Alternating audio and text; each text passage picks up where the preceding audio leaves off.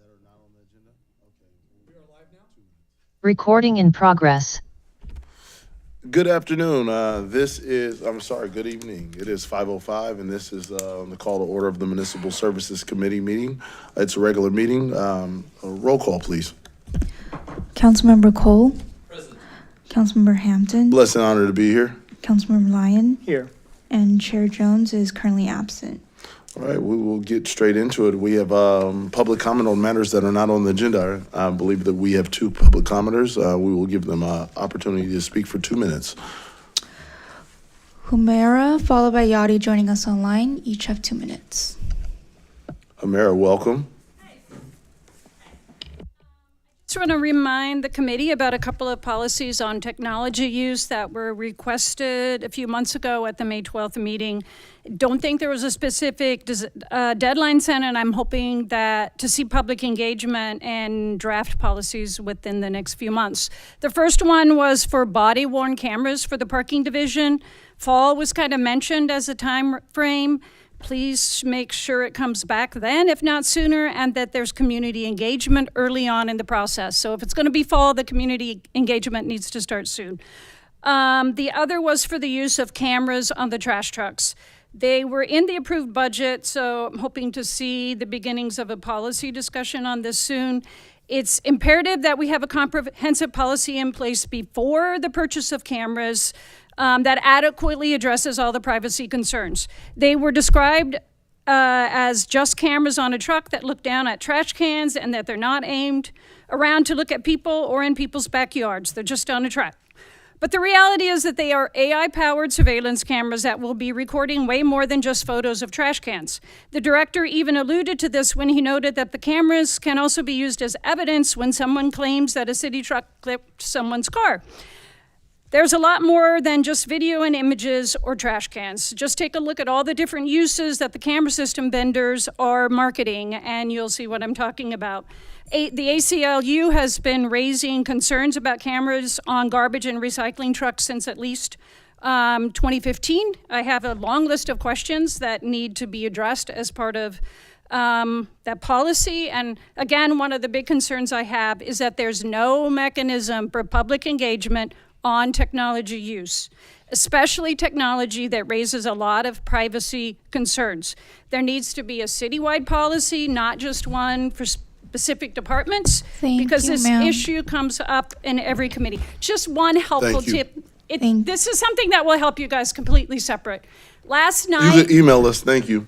Thank We'll you. move on to the next public commenter. Yadi joining us online. Yadi, can you hear us? Yes, can you hear me? Yes, you may begin. Okay. I asked the committee invite PPD Lieutenant Bunny to present on SEPTED, or crime prevention through environmental design, a multidisciplinary approach for crime prevention that uses urban and architectural design and the management of built and natural environments. The goal of SEPTED is to reduce victimization, build a sense of community, reduce crime and the fear of crime.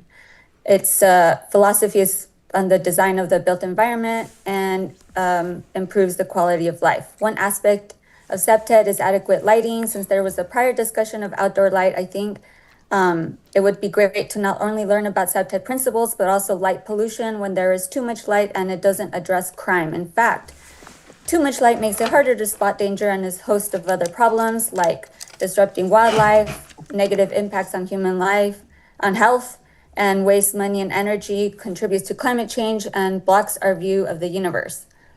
On the garbage truck cameras, I've been speaking with folks in the community about the council's intent to slap cameras on garbage trucks, and everyone so far thinks it's a horrible idea. Just like people thought the state legislature's attempt to let private companies fly drones to inspect our properties, and those bills died. When people start getting city fines or their car or home insurance rates go up, and they have no idea why, I'm going to tell residents to thank the Pasadena city officials for paying private surveillance companies to roam our streets, collect images of property and people, and give that data to countless unknown third parties and data brokers. So please don't do it. And just to circle back, since I have time, on the light pollution, you can update your ordinance, and it will help protect local character, improve visual safety, and reduce harmful effects of unnecessary and misdirected light. And several other cities in LA County have done it, like Calabasas, Lancaster, Malibu, Santa Clarita, Santa Monica, Palmdale, and West Hollywood. Thank you. Thank you. Those items, Director Reyes, were you able to get the light pollution as well as the cameras? I know that we already have, and I just want to be clear with everyone here that doesn't know that we already have cameras on our trash trucks. But we should have a policy around how those cameras are used. So I appreciate the public commenters bringing that up, and I know that we will be receiving an email from Hamera about some of the questions that she Yeah, has. and just very quickly, we do have the body-worn cameras on track to be coming as a policy. I wasn't sure we didn't have trash trucks. If that's the direction now of the committee, I can communicate that and work with the chair to agendize that item as well.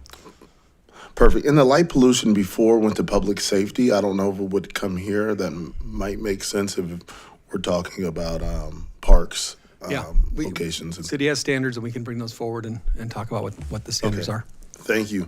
We will move on to our business. We will go to Metropolitan Water Update. Cynthia Kurtz, rock star in water, is here. Good evening. It's nice to be back. It's been a while since I've been here before MSC. Tonight I'd like to talk a little bit about water supply, also touch on the status of the Colorado River negotiations, and I'll end up on what's not really good news, but it won't be new news to you, and that's about water costs and how they are increasing and how we're trying to look at affordability as part of the issues, not just water supply, but what does it cost. I believe the committee knows that each spring the Department of Water Resources tells all the state water contractors, of which Met is one, excuse me, how much water they're going to get that year. And depending on how much is in Oroville, depending on precipitation that we've seen, and projections of what's going to happen in hydrology. I have seen over the time I've been on the Met board that allocation be 0. I have seen it be 100%. And so it usually is somewhere in between. And this year, our allocation, that's what we call it, the allocation from the State Water Project, is 45%. 45% is just under 1 million acre feet of water that the metropolitan region will be getting from the State Water Project. Our anticipated demands from our member agencies this year for water purchases is 1.3 million acre feet. So with 1 million acre feet from the State Water Project and other water supplies we have from transfers, exchanges, fallowing programs, we actually expect that we will be putting water into storage this year. We will have more, even with the problems with the Colorado River that I'll talk about, we will have more water than we need and adding to our storage. Having this high an allocation is good news with all the unknowns on the Colorado River. And I want to talk about the water supply there, but it's really impossible. And I tried several times to figure out how to separate it from the negotiations. And it just doesn't work. So I'm going to be going back and forth a little between what's happening with the 7 basin states, the Bureau of Reclamation, the country of Mexico, and our water supply on the Colorado River. We've talked before about the 20-year guidelines that we've been operating under, and they were going to expire probably the first time I talked to you 3 years from now, and then 2 years and 1 year, and now it's in the next couple of months. The 7 basin states were unable to reach an agreement on new guidelines, so the lower basin states, which is California, Nevada, and Arizona, put together their own proposal and submitted it to the Bureau of Reclamation. After the upper basin states saw our proposal, they submitted their own proposal to the Bureau of Reclamation. And the Bureau is now pulling from both of those proposals to define a preferred alternative and completing an EIS, which we believe will be released in the next few weeks. The EIS sets a framework for Colorado River water reductions over the next 2 years, and then it will be accompanied in a separate document for guidelines or an operating plan for 2 years. They're going to operate in 2-year increments for the next 10 years till we learn more about the hydrology, learn more about the climate. I will say it makes it very hard to do long-term water planning, but we also understand how much we don't know is going to be the final water reductions that we need to make from the Colorado and what has changed there. I think Met's biggest concern in the negotiations at this point is our stored water in Lake Mead. We have 1.6 million acre feet of stored water in Lake Mead. That's water we paid for. It cost us money. We put it there to be protected. It was for drought resiliency and to cover cuts in the future. And it's a very high priority for Met and also for other agencies who have stored water with similar allocations in Lake Mead, that we don't lose that and the ability to use that when we need it. We're confident that for the next 2 years, the first round of guidelines, that water will be protected because it was actually protected by an act of Congress when the drought management plan was adopted. So we know that the storage is protected through 2028. With some caveats, if Lake Mead drops below, and I don't want to get too nerdy here, but if Lake Mead drops below elevation 1025, then we can't pull that water out. We don't lose it, but we can't use it. Currently, the elevation is at 1040, so we're not too far away. But the Bureau isn't waiting until they get the EIS and then they get programs in place and do the guidelines. They are already offering to pay for water from conservation programs to begin to build more Lake Mead, raise the elevation of Lake Mead. And several agencies, including Metropolitan, have already signed on. They're paying $325 an acre foot, which, given what we pay for treated water, is not a lot, but we are getting some financial benefit from the adding water to Mead. In fact, today the Met Board approved adding 200,000 acre feet, and that will add 3 feet of elevation to Lake Mead. So things are beginning to happen, even as we wait for the guidelines and the long-term operating. We have a long way to go until there's clarity on the river operations. And I will tell you, it is often difficult to think about how we will get through this without litigation. Everyone in all 7 states will tell you the worst thing we can do is go to litigation to solve the Colorado River problems. I will also tell you that every single state is trying to figure out which are the best water attorneys and get them tied up before someone else does. So there is a push-pull that's going on as we go through the next few weeks and the next few months and find a path forward. I'll keep this committee up to date. Either if you have time, I will come, or I can provide some written reports. But I think between now and the end of the year, there's going to be a lot of changes and a lot of information and probably a lot of press that will follow what's going on in the Colorado River, and I'll try to let you know how that impacts Metropolitan and Pasadena. Talking more about the supply of water, it would be impossible to talk about water supply without talking about conservation. And while there was some discussion about it, Metropolitan's budget included full funding of our conservation program. When I joined Met, we were selling 2.4 million acre feet a year. This year, we're projected to sell 1.3 million, 1 million feet less than a decade ago. Now, 2/3 of that is because of local projects, people doing recycling projects that don't come through Met, but 1/3 of that is conservation. It's a really important part of our portfolio. And I've said it before, but it can't be said enough. Tim Brick was one of the few Met members that pushed Met to think about conservation as water supply and not that little program over there that we need to do. And he was absolutely right, and it's had incredible benefits. One other thing I wanted to touch on, because I just learned this in the last 2 days, we've been having meetings, and I do hesitate to talk about trees in Pasadena in any sense, but 2 years ago, the staff proposed that we add an incentive to our turf program to pay for people to add trees, which may be counterintuitive because trees take more water, but they also cool the earth and are good for the environment. And so you can't just take grass out. You have to put drought-tolerant plantings in. And now if you add trees, we'll give you an extra incentive. And we weren't sure it would work or not, but we got a report this week. In the last 2 years, 3,707 trees have been added under the Met tree program, which I think is pretty wonderful.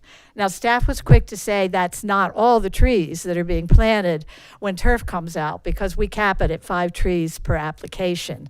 And if you want to add a 6th or a 7th, you don't get the incentive. But still, hopefully we're getting people to think about trees and add trees. And I hope that that program continues to show benefit for all of the Met region. Met is in a very good, Metropolitan's in a very good place regarding stored water. I talked about the water stored in Mead, and that's a bit at risk, although we're confident that at least in the short term, it is available for us. But we have a record storage, 3.9 million acre feet of water in storage. And that's against 1.3 million that we need on an annual basis. So it's an incredibly valuable buffer against short-term unknowns. I will tell you, though, that additional storage is most likely part of our future infrastructure planning. As we have lost, by and large, our largest reservoir, and that was our snowpack. And it's now coming down in rain, coming down earlier. We're going to need to capture that water a different way. As the staff is looking at both outside the region, but below the delta, and inside the region storage opportunities. And in a few months, the general manager has assured us that we will getting an update on what they're looking at. But I do think that more storage, more reservoirs, off-stream reservoirs, not looking at anything where we would be adding on-stream reservoirs, is definitely going to be an important part of water planning for the future. I sent you a memo on our budget, so I'm not going to spend a lot of time on that tonight. I thought that you should know what our rate increases were going to be. We do 2-year budgets, and what they were going to be as you were deliberating your own city budget. But it was an increase in our spending. Next year, Met celebrates its centennial, and they're thinking of having a rose float to celebrate it if they can raise the money and not put it in rates. But next year is our centennial, and I am sure that some of our system is celebrating its centennial as well. We increased our capital improvement and maintenance repair budget for our existing system by 31% this year. And that's not going to be a one-time year and done investment. We're going to have to have multiple years of investing in our system. Pasadena is older than Met, so I'm certainly talking to people that understand how infrastructure works, and then doesn't work anymore.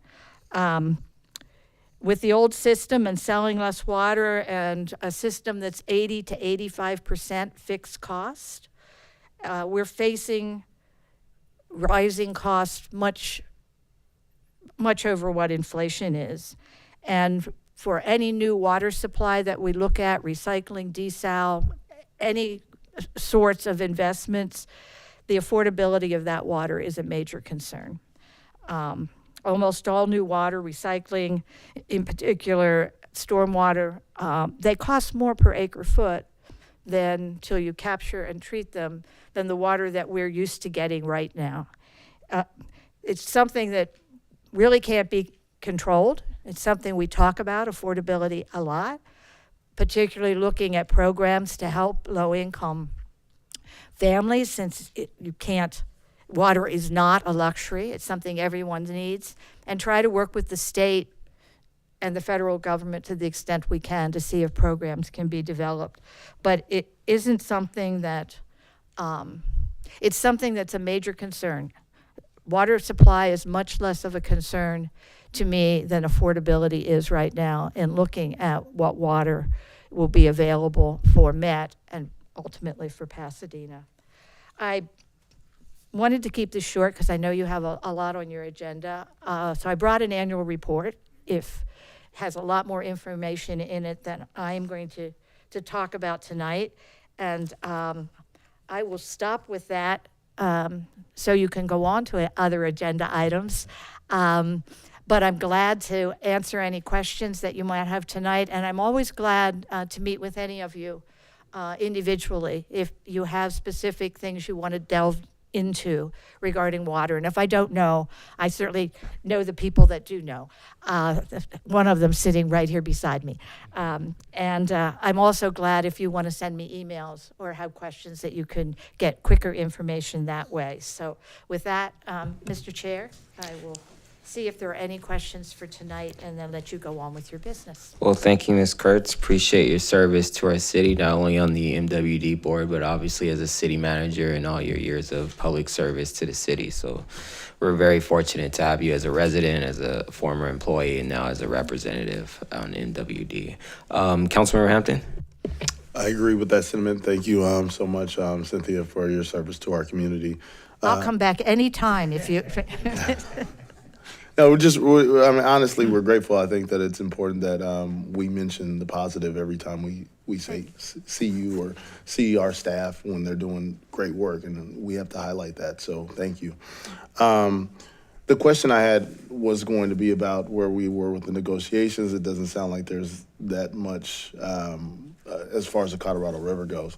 It doesn't sound like there's like a lot of progress. I read an article maybe 2 days or 3 days ago I knew that you were coming here, so I started looking up stuff like Smart Water Magazine. Okay, I've never read this magazine. Let me go ahead and subscribe. So I did. And one of the articles was from the general manager of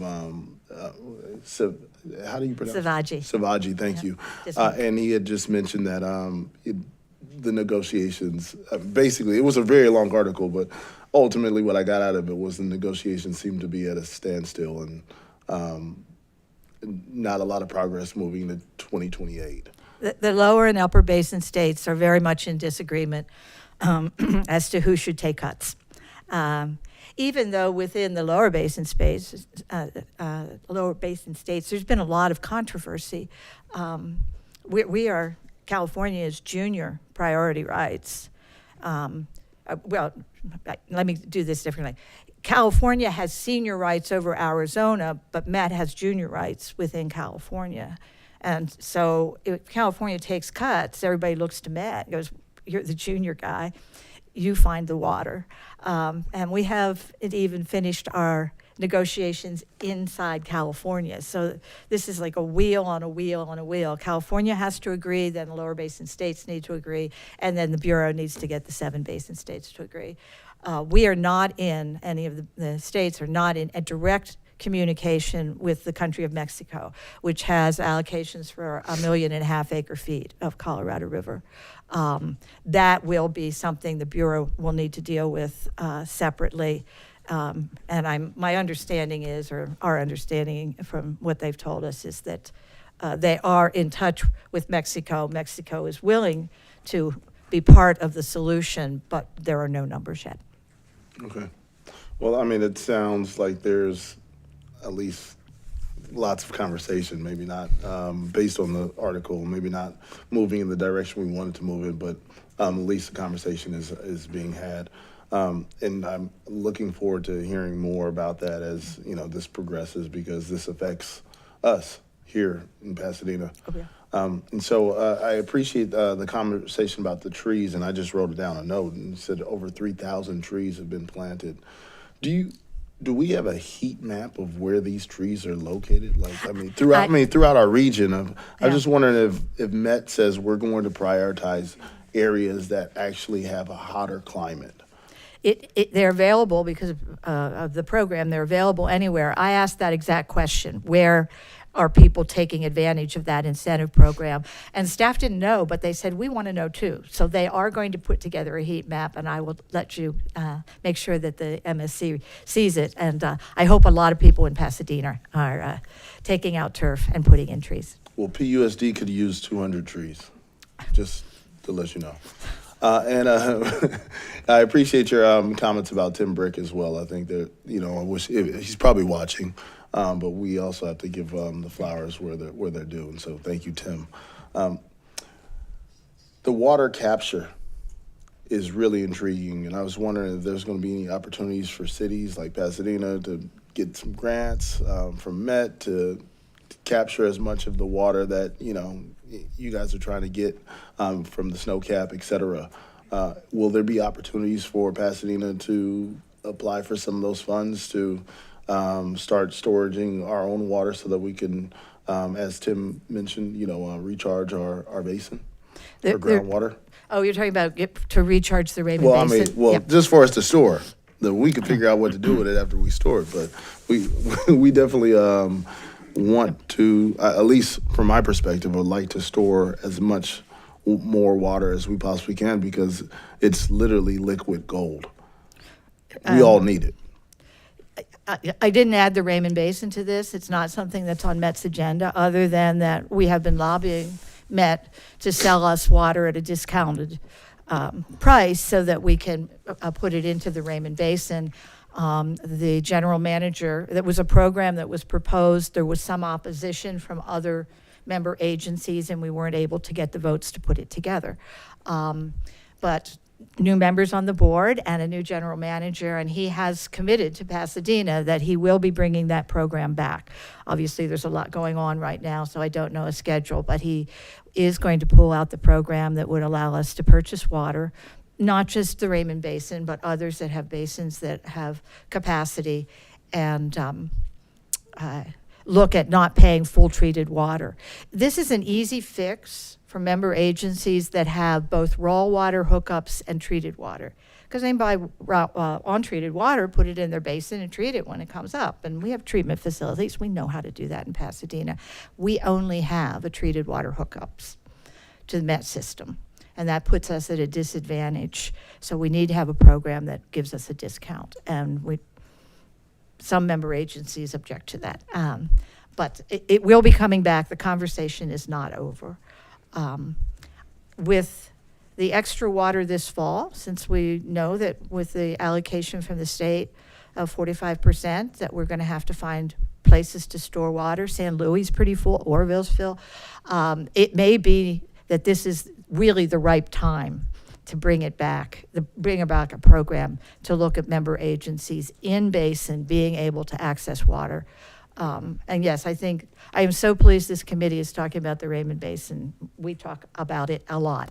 I think both the water supply, and it might be bold enough, this is an opinion, not a fact, and the governance of it needs to be revisited because Pasadena owns 45% of that basin. We have one vote on the basin board through the adjudication, and the rest are pumpers that also have, mostly pumpers that have rights in the Raymond Basin and the main basin. And there's some conflict there because I'm getting far into the Raymond Basin. I'm sorry. The Raymond Basin spills into Maine. So there are some problems, and the Raymond Basin is critical to us. If we get cut off from Met from an earthquake and we have a fire, that Raymond Basin is our supply to take care of our city. Mm-hmm. And so I am so pleased, and I know I've talked to a number of you about it, and I'm so pleased that you're concerned about it. And with your staff, we'll continue to work with Met to try to find some solutions there as well. Thank you. Those are my comments, Chair. Thank you. Mr. Lyon. Thank you, Chair. Thank you for the presentation. You just saved me a lot of question time because a lot of it was about the Raymond Basin and where we stood with the possibility of getting a better rate for replenishing. So thank you for continuing to focus on that. And you do, at this moment, have an MSC with, I think, 4 members who are focused on it. So to the extent we can help with advocacy, please let us know. A couple of quick questions then, since you covered all of that. Is there any thought about pulling out what's stored in Lake Mead before the number gets too low? And do we have any place to put it if we do? We don't have any place to put it. I mean, we could, the Raymond Basin, but that'd be 20,000 acre feet. I mean, we don't have any place to put it, and there are some rules about if we pull it out and Lake Mead drops below 2025, we get into problems with power and being able to access it. They're looking at adding some intakes lower in the lake so that you can get water out when it's lower. But there's some real ramifications that would hurt us as well if we pulled out a substantial amount of that storage all at once, even if we had a place to put it. So it's a tightrope. Okay. You taught me something I didn't know today, which is that Met has junior rights within California. That was a surprise to me, actually. California's rights are senior among all the 7 states, though, right? Or just senior to Arizona? They're senior among Lower Basin. Are they senior above Upper Basin? I don't even know. I don't know. They're senior on Lake Mead. Okay. I don't know on Lake Powell. It's a different, no one takes water out of Lake Powell. They all take water out of the rivers and tributaries that move into Lake Powell. There are no straws in Lake Powell, so it's a whole different system that doesn't operate the way Mead does. Okay. And so I'm not sure if there is such a thing as senior rights on a lake that you don't take water out of. Or what that would mean if you had them. I don't know what that means either. Okay, and so litigation's not desirable, but sounds like it might be in the offing. Would, just hypothetically, would Met be a party to that, or would the state be the party and we'd all be behind them? Do you know? It would probably, we've talked about this a lot, and it would depend who sues on what. If it's someone suing on the EIS, that's the Bureau. And then what that suit was and how it affected people.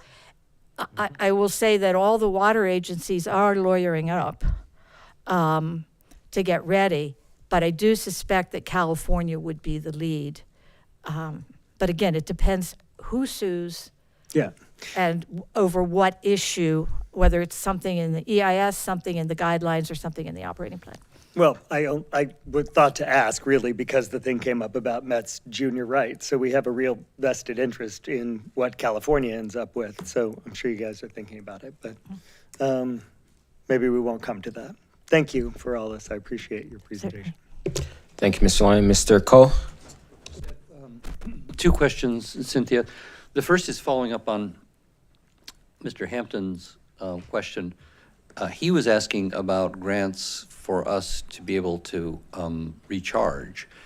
So the construction, the capital costs of capturing water. And it doesn't sound like Met is interested in helping its member agencies do that. We're in the discussions with a nonprofit and Public Works Department of LA County to look at a stormwater demonstration project and try to get some data out of it. It's come back several times and we haven't quite worked out. It's $1.5 million in that range, so it's not a huge project, but something that we would contribute to, and it's more of a research project than it is a water project, but it's to learn what does it cost and how to go about good stormwater capture. Met's not so good at little projects. I mean, our stormwater capture is Oroville, and that's sort of the mindset that we have. So we find that partnering with local agencies and nonprofits is sometimes a better way to do research to find out if it's something that we probably would support financially and not get as much in that business ourselves. Well, I think that was the thrust of Mr. Hampton's suggestion, and I second that thought. We are very interested in recharging the Raymond Basin, and the best way to do that is to capture stormwater. Yeah. The second question is, one thing you didn't talk about is the status of the Delta conveyance. There's something of a scramble going on in the last days of the Newsom administration. Can you give us an update on that? Yeah, it will be a very short update because, we talk about it. We're not privy to what's going on in Sacramento, or not directly, or at least it's not reported to the board. I don't think the staff is involved directly. The governor is trying to get the final permits for the Delta Conveyance project through before the end of his term. And after they are concluded, they have done the EIR, they have to do the permits, and they also have to deal with a question that's in the courts about who can float bonds to fund a Delta Conveyance project. And all of that needs to be concluded before Metropolitan will take a position on it, because all of that has implications to the costs and the engineering and so on.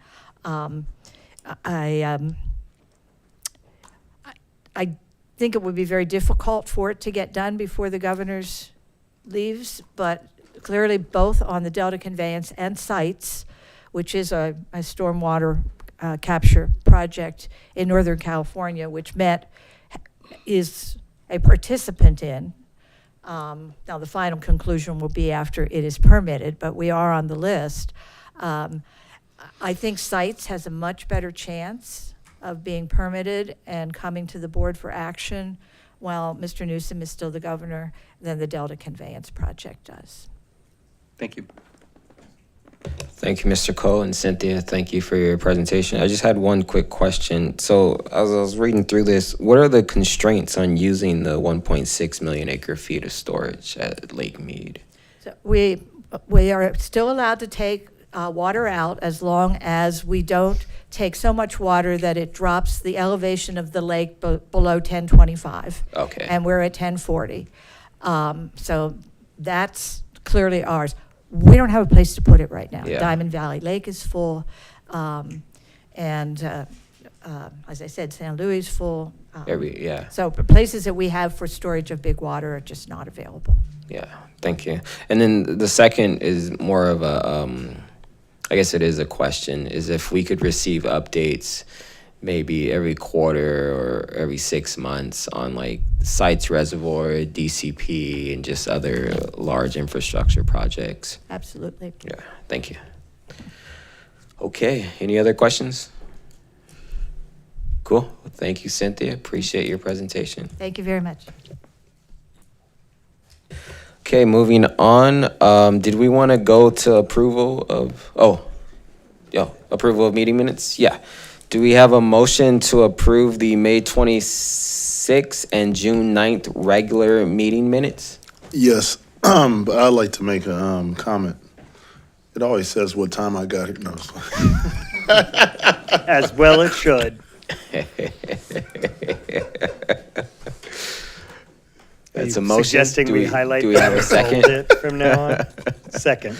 So you should say that I got here at 5:02 today. Then. You was Any abstention? Any opposed? Okay, motion is carried. Moving on to new business, Pasadena Transit and Pasadena Dial a Ride 2026 Short Range Transit Plan Adoption. I'll turn it over to Joaquin Sicas, our Director of Department of Transportation, Joaquin Sicas. Thank you, Chair Jones and members of the Municipal Services Committee. The past 7 years have really been transformative for Pasadena Transit and Dial-A-Ride. We've had the global pandemic that reshaped our traditional travel patterns. We've had an aggressive zero-emission vehicle rollout plan that we've embarked on. We responded to the Eaton fires, and we began operation of 2 new routes as part of the Metro Next Gen bus plan. And we're pleased to present today the short-range transit plan, which includes a comprehensive look at where we are in our current operations and where we are headed. And that plan looks at a market assessment and evaluation of Pasadena Transit and Dial-A-Ride services, and the presentation focuses on the recommendations for the near future, which address the goals of increasing ridership and meeting community needs, reducing duplicative service with Metro and other service providers, and providing cost-neutral recommendations and service, while also modernizing our bus stop amenities program. So today, presenting this item is Britt Card, our planner from our transit division, and joining us is Gary Hewitt, project manager from TMD Incorporated. Welcome. Good afternoon. Is this on? Yeah. Good afternoon, Chairman and council members. Thank you, Joaquin. I don't know, how do I do this? Okay, our recommendation today is one, to find that the proposed action is not subject to CEQA. And number two, to adopt the short-range transit plan and recommendations, including the modified Route 10 recommendation, which we will go into in the slides. So, as was mentioned, our short-range transit plan is our 5-year plan for proposed changes designed to increase transit ridership and improve the customer experience, and it includes recommendations for both the Pasadena Transit fixed route system and Pasadena Dial-A-Ride. We are currently on our last step in the project timeline. It started back in fall of 2023 when we conducted onboard surveys of our Pasadena transit system. We did mail-in surveys for our Pasadena Dial-A-Ride members. The team also reviewed extensively the existing conditions of transit, Pasadena Transit, but also transit in Pasadena in general. We used the information gathered through the onboard surveys and the existing conditions review to develop some priorities, and we went and we collected more when we did our first round of outreach at our priority, why did it change? Our priority public workshops. With all of that information, we went back, we developed some draft recommendations and went out for a second round of outreach. And then we collected all of that. We got our recommendation feedback, looked at our recommendations again, particularly our Route 10. And now we're here to finalize the short range transit plan. And as was mentioned, the report contains a lot of information. It contains a market assessment and a demographic analysis of our service area. It contains a review of our existing conditions of both Pasadena Transit and Pasadena Dial-A-Ride, as well as just transit in general in the city and in our service area. It contains the results of our public outreach and our 5-year recommendations. And just a little information, a reminder about who uses our service. We have about 1.4 million passengers annually. 30% of our boardings are older adults and persons with disabilities. 12% of our ridership is youth. 73% of our ridership can be considered low income. 85% of our riders have no access to a car, and about 40% of them live in Northwest Pasadena. And we are an essential feeder service to the regional network and for local connections, meaning that we take people from neighborhoods, we connect them to regional bus service, we connect them to the A-line, to the larger transit network, so that people can travel throughout the region and then come back home again. And I'm going to turn it over to Gary, who's our project manager on the project.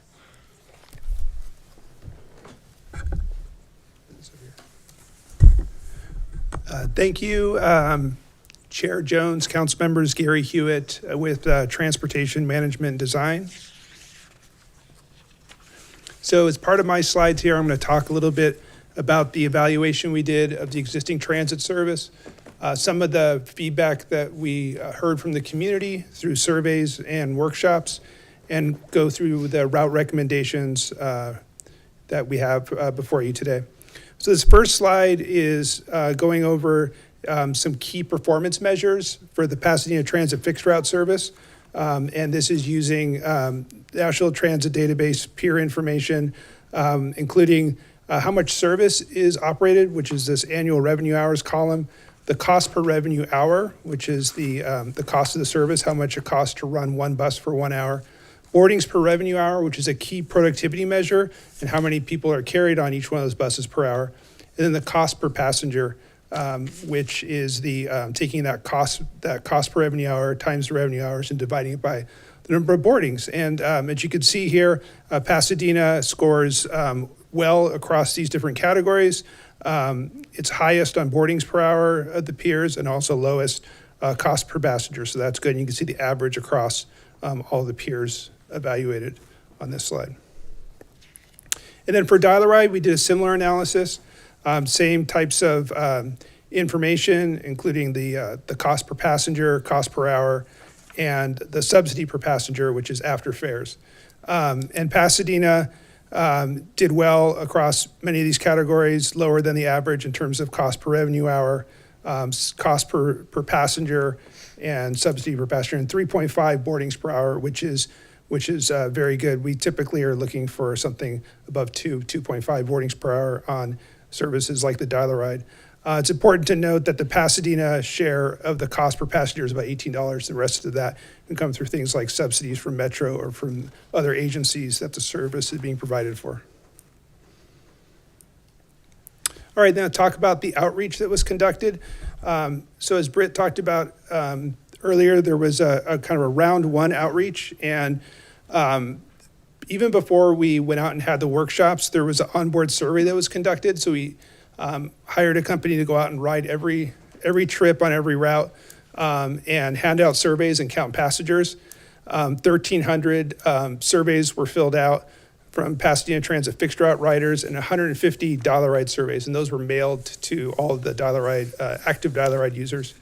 Also in that in the first round, there was meetings that we had with the community.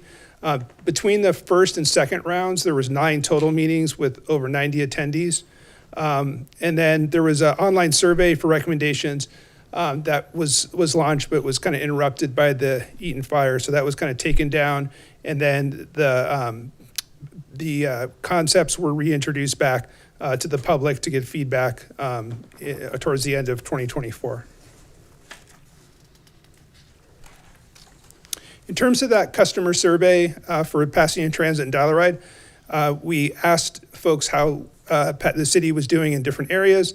And this slide kind of summarizes the sentiment. So the first here, areas that exceed expectation. So cost of the ride, that's pretty typical. And also the city does have a lower overall fare. Ease of fare payment, the customer service of the drivers, and seat availability. Areas to be addressed included buses being on time, the hours of operation, how frequent the buses are, and then perception of safety at bus stops. And just important, safety on board the bus was not as much of an issue. In terms of Dial-A-Ride, areas of exceeding expectations, including, the cost, safety on board the vehicle, the driver professionalism, so across both services, people like the customer service, the driver. Areas to be addressed include the ability to get a ride when they want, on-time pickup and drop-off, and the hours of operation. So taking the information that we gathered as part of the market assessment and the service evaluation, and then what we heard from the public through the survey and through those workshops, we developed 3 goals for the transit service that I'm going to go over the next 3 slides. The first is to reflect new travel patterns. And so this is the first, and Britt mentioned the last SRTP was 2019, so it's pre-pandemic. So this is the first real analysis of the system, kind of top to bottom since the pandemic, and there's been a lot of changes. And this is not only, these charts on the right show the change and shift in when people travel. The top one is weekday, the gray bar is 2019, and the blue bar is 2023. And you can see that there's less of kind of peak travel in the morning, and there's more evening trips. And then on the weekends, the trips have all kind of shifted a little bit later with additional evening trips occurring. And so that's one area that we want to address. Also, during this time, Metro did their next gen project and changed their kind of frequency spans. And so we also want to look at that. And we also want to make sure that on the weekends that there's not, right now there's more service on Saturday than Sunday. And all indications are that people are also making just as many trips on Sunday as Saturday. So the second goal was to integrate with Metro Next Gen. And so if you look at kind of the hours of service that are being provided on the Pasadena Transit service, a lot of times those routes may end at 6 o'clock and Metro might go to 10 o'clock on weekdays. And on the weekends, it cuts off earlier and Metro has extended the service hours. So part of this is to kind of match up the new Metro network. And as you guys are aware, the city also assumed Metro lines 177 and 256 into the Pasadena Transit network and is getting reimbursed for the cost of those services. And so making sure that those routes are integrated into the existing services. Also looking at reducing service on corridors well served by Metro lines. So Metro has invested a lot in their service, and they even have things like the North Hollywood and Pasadena Bus Rapid Transit project coming, and so we want to make sure that the network for Pasadena Transit responds to these changes. And then the last goal is to enhance the customer experience. And so the first strategy here is to use compatible clock-faced frequencies for easier transfers, and that means so it's easy for people to remember the bus comes 10, 15, 20 minutes, 30 minutes. Increasing weekday peak frequencies on some of the corridors that are doing well ridership-wise. Adding holiday service, which is kind of a gap. There's no holiday service where there is on Metro. And also looking at piloting same-day service on the Pasadena Dollar Ride. So that was one thing that came out through the surveys, was that the Pasadena Dollar Ride, you currently have to reserve trips next day, and the ability to make occasional same-day trips was important to people. So next I'm going to walk through the route-by-route recommendations. And Route 10 is one that'll take a little bit of explanation. So this is one where the original concept that went out to the public, staff has revised based on public feedback. And so I'm going to go through the other two options that were considered on the next slide. But this first one here is a staff recommendation at this point. And for this one, it was to extend the eastern section of Route 10 to Sierra Madre Villa Station on Colorado Boulevard at a 40-minute frequency, and then extend the evening hours and days on this route, and morning hours on weekends, and then look at this route after a couple years to see how the frequency is and see if there's either more or less service that needs to be added to it. There is the impact is that this route will no longer go to the Allen Station and will instead go to Sierra Madre Villa Station. And that would be less frequency than the existing Route 10 service. But the Route 10 service is really getting kind of clobbered by the Metro, who runs 10 to 15-minute service on this corridor.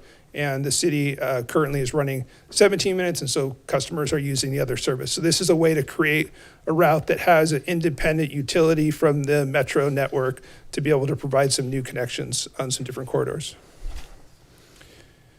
And then another concept that was considered and may still have some utility after the opening of the new Metro BRT line is to basically have a route that starts in the PCC Caltech area and just go east on Colorado. And by cutting the route in half, you could basically, for the same amount of resources and buses, you could run this route every 20 minutes. And this is maybe one to kind of consider after the Metro service comes in and see what the impacts are to the Route 10 ridership. And then the original recommendation was a route that would be a clockwise and counterclockwise loop on Colorado and Del Mar at every 60 minutes. And this would have provided the utility of allowing people to get between those two corridors without having to transfer to a north-south route. But we heard from the public on this, what the 60 minutes was not enough frequency, and so they wanted to see something different, and that's where we came up with the other two recommendations. Again, Route 20, so this is the highest ridership route in the system. We're not proposing any changes to the routing. We'd like to see this route get up to every 15 minutes, but it would require adding a couple buses to the route, which is a big investment. And so this one is not currently funded in the short range transit plan, but this could be kind of a concept that could be used for like a grant application to possibly get more buses or more service hours to be able to increase the frequency. Another strategy that could be used is to make the route run faster. It's the slowest route in the system, operates between 9 and 10 miles an hour, depending on the direction. There's a lot of turns, it has a lot of traffic. And as the city is a kind of integrated transportation department, there's some opportunities there to look at things like transit priority measures that can help improve the speed. And by improving the speed, even 1 or 2 miles an hour, you'd be able to increase this route frequency to every 15 minutes without having to add additional resources. Next route is Route 3132. Recommendation here is to eliminate the Route 32, which is in the kind of the eastern part of this alignment here along New York. And that's because of low ridership along this segment. And then invest some of those resources back into increased hours of operation. This route would run every 40 minutes, but then it would have the Metro Route 33 on Washington Boulevard in addition to this, so between the two services, the route would come between those two routes, service would be every 20 minutes. And then the next route is Route 33. So this is the one I was just talking about. So this was assumed from LA Metro, and don't plan any changes on it, though I think recently there were some increases to frequency within the existing amount of hours provided by LA Metro. And the plan here is to integrate that along Washington Boulevard in the city of Pasadena. All right, next route is Route 40. And so the concept here is to move the route alignment to Orange Grove between Lake and Allen to improve coverage. So if you look at kind of the main part of the city, there's kind of a donut hole in the middle where there's no either Metro or Pasadena Transit service, and this would help partially cover that. And the proposal is to increase the frequency of this route to every 20 minutes between 7 a.m. and 8 p.m. and extend evening and weekend service. And that's pretty much across all these routes. That's kind of the same recommendation, would be to increase evening and weekend service. And so the one minor drawback on this one would be the no longer going to Allen A-Line Station. We did some analysis on this to see what the impact would be on Metro A-Line ridership, and there's only a difference of 1 or 2 minutes depending if you're going into downtown or going east in terms of additional travel time. And then routes 51 and 52. The concept here is to consolidate this into one route between JPL and Old Pasadena along Linda Vista. Right now, this route is kind of difficult to understand. If you look at a timetable, there's different variations by day of the week at different alignments. Recommend eliminating service to Art Center. So that's an area that this Art Center now runs their own shuttle. And so there's the boardings are very low to Art Center.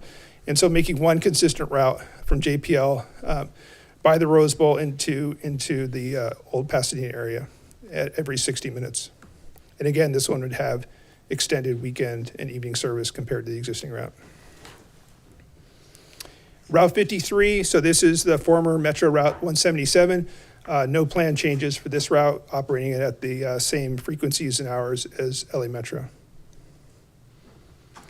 And then Route 60, this is the last of the fixed route recommendations in terms of the existing service. So this would be basically cutting back or discontinuing the entire route because of low ridership. This route currently only operates a few trips in the morning and afternoon, and those resources could be used for that extension of Route 10 that we talked about earlier. There's kind of a segment here going up towards Sierra Madre where there's very low ridership, and that segment would no longer be served. And both for the people that were along New York and on this segment, there's also the Metro micro service that's currently in operation that impacted riders can take. And then the other new route would be Route 710. This would be from JPL to and then down along Fair Oaks. This is part of the mitigation for the 710 extension project. And this route is currently not funded, and so this is one where you'd be looking at applying for grant funds for buses or additional hours to operate this service. And then Pasadena Dollar Ride, a couple proposed changes here. First would be to pilot a new same-day service that came up, as I mentioned earlier, that customers wanted to see some kind of same-day service. And so we recommend implementing this through TNCs like Uber, Lyft, or Userve, and limit it to 4 trips per month. And then the other thing that we heard from folks is they have the occasional need to make trips out of the city for medical appointments in like Glendale, Sierra Madre, Arcadia. And so allowing those same-day trips to occur to those areas. Exploring coordination with the neighboring cities in terms of the Dollar Ride service and ways to partner, and increasing the Dollar Ride fare from 75 cents to $1 as it's your most expensive service on a per passenger basis to operate currently. So I'll turn it back over to Britt to talk about bus stop amenities and next steps. Thank you, Gary. So another important aspect of this plan is our setting the ground for updating our bus stop amenities program. And this was one of the things that we also did ask people questions about what would they like to see at bus stops, what bus stops would they like to see improvements at? So we looked at prioritizing bus stops.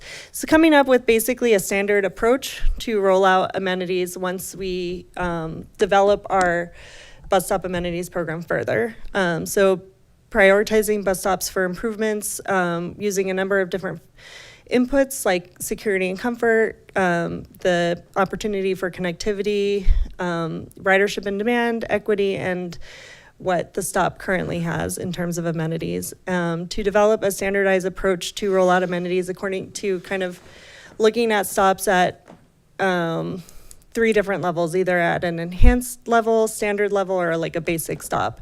And the toolbox of improvements that we looked at included shelters, shelter alternatives, like maybe something that takes up a little less space than a standard shelter but still provides shade, other seating options, technology, security enhancements, lighting, trash receptacles, and access. In terms of next steps, we're here to recommend that the plan get adopted. And then once the plan is adopted, we'll look at rolling out an implementation plan to develop a phased approach for implementation, to continue outreach as needed, and to continue our bus stop furniture developing the program, and to pursue a procurement for a new approach. And just to note that adopting this plan will not require additional budget appropriation, and there's no impact to the general fund. And that is the presentation. Thank you, Britt and Gary. Appreciate your presentation and your service. Going down the queue here, Councilmember Hampton, followed by Councilmember Cole. Yes, thank you for your presentation. So there is no impact to the budget with this plan. These are kind of like hopefuls if we find the funding for Route 20. I mean, because Route 20 now runs what, 18 to 25 minutes or 24 minutes? And the proposed is to move it to 15 minutes. Yeah, so the ones that are noted that need additional funding, we would have to identify additional funding, either get a grant or identify funding. But the rest of the proposals where it's not noted that there would be like additional budget needed, they're packaged so that we can kind of implement them in a cost neutral manner. So if you're removing a route, that route needed a bus at some point, I assume, or maybe it was the same bus. That bus going to be added to Route 20 to lessen the times instead of, I mean, Route 20 based on the data that's in this proposal is the most heavily used route. So there's buses and then there's hours. And so the hours for like the services that were proposed to be removed from like the 32, those hours are kind of like reallocated to extend service during the week, to extend service on the weekends. Right now, our Saturday service starts at 10:30 and ends about 8, and Sunday is about 6 to 4. So we're looking at bringing that to be more in line, like I think like 6 to 9 or something like that. So the hours are kind of redistributed, and then the buses are also distributed. We are recommending increasing frequency on like the 40. So the recommendations were all designed to kind of work with each other. And part of the recommendation is a rate increase, correct? For the dial-a-ride. Only for dial-a-ride, but Yeah. not for. For transit, we had included a recommendation to conduct a fare study. It's been a while since we've looked at our fare. As Gary noted, it's on the lower end of our like regional transit fares. So we have a recommendation in there to do a fare study and look at look at our fare, look at what that would mean. If we are, if we're able to continue to look for grants, et cetera, to try to offset those fares, I want you to know that I'm all in favor of that. But I think that the plan is a great plan, but if we don't have funding to increase that that ridership at Route 20, it would be great to understand what that cost would be. That wasn't in the, I was looking, is that identified how much it would cost? There's a Maybe in table, the I think full- both in oh. the agenda report and then also in the report itself, the plan, that calls out the costs associated with anything that's not funded within our current structure. Okay, so sorry, I must have not caught that. I was kind of, It's okay. so it's a big package. So, Yes.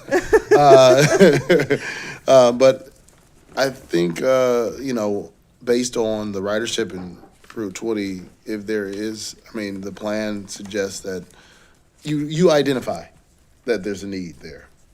And so if there's a need there, then we should figure out what the resources are for us to get that need fulfilled, and to help those that are frequently using Route 20, because Route 20, in comparison to the majority of the routes, is, 1,000 ridership over every, maybe 1,500 ridership over every other route.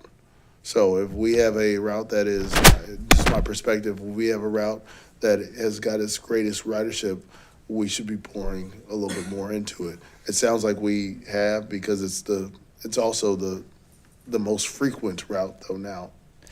It is, right? I think right now it's 18-minute is the headway, and we're looking at the recommendations to bring that down to 15 minutes. So it's a small amount, but it does have a big dollar amount associated with it. So what we're trying to do with the cost-neutral component of this is extend the service hours and provide that additional Sunday service. So we're trying to provide more service, but keep that that headway or that frequency the same. For now, the recommendation to go to the 15-minute during the peak periods has an annual cost of about $1.6 million. So operations are increasing. Frequencies is a very expensive component of this, but we will be looking at, obviously, ways that we can do that. But the first step is to just create a much wider service window for more people to use it. And the presentation, as well as the document, it mentions that within that area there are folks that don't have cars. Is Route 20 the highest route of individuals that use transit that don't have cars? Do we know that?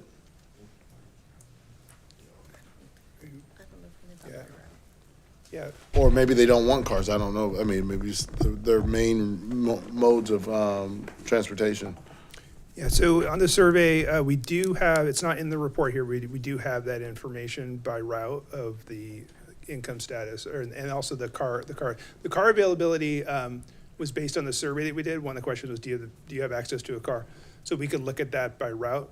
85% was like system-wide, but we do have it by route. I just don't know off the top of my head if Route 20 was the highest. So I think it would be, I'm sorry for cutting you off, I only have so much time.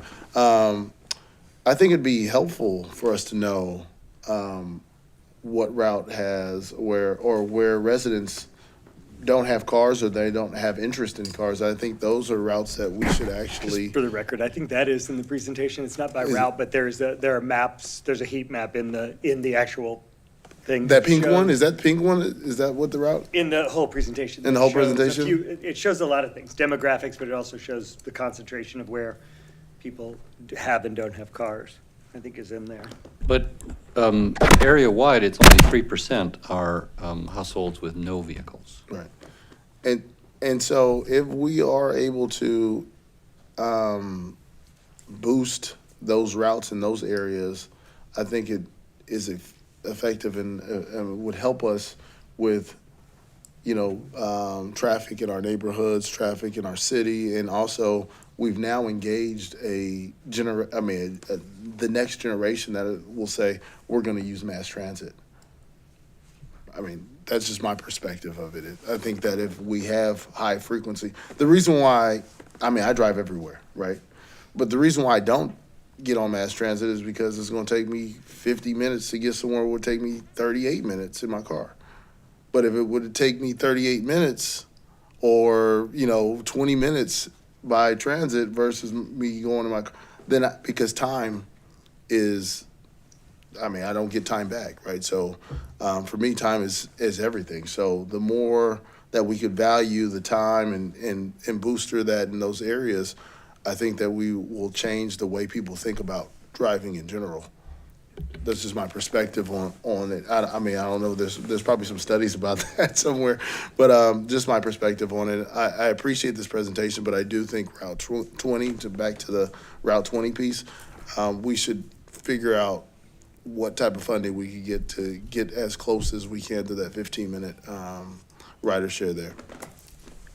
Agreed, and I think one of the things that you mentioned is the amount of time on the bus. If, for the choice riders, that's really what we're trying to do. We're trying to make it as efficient as possible, get people from dense commercial or opportunity locations, destinations, to their homes or to their destination or origin, I guess, if you're going home or to.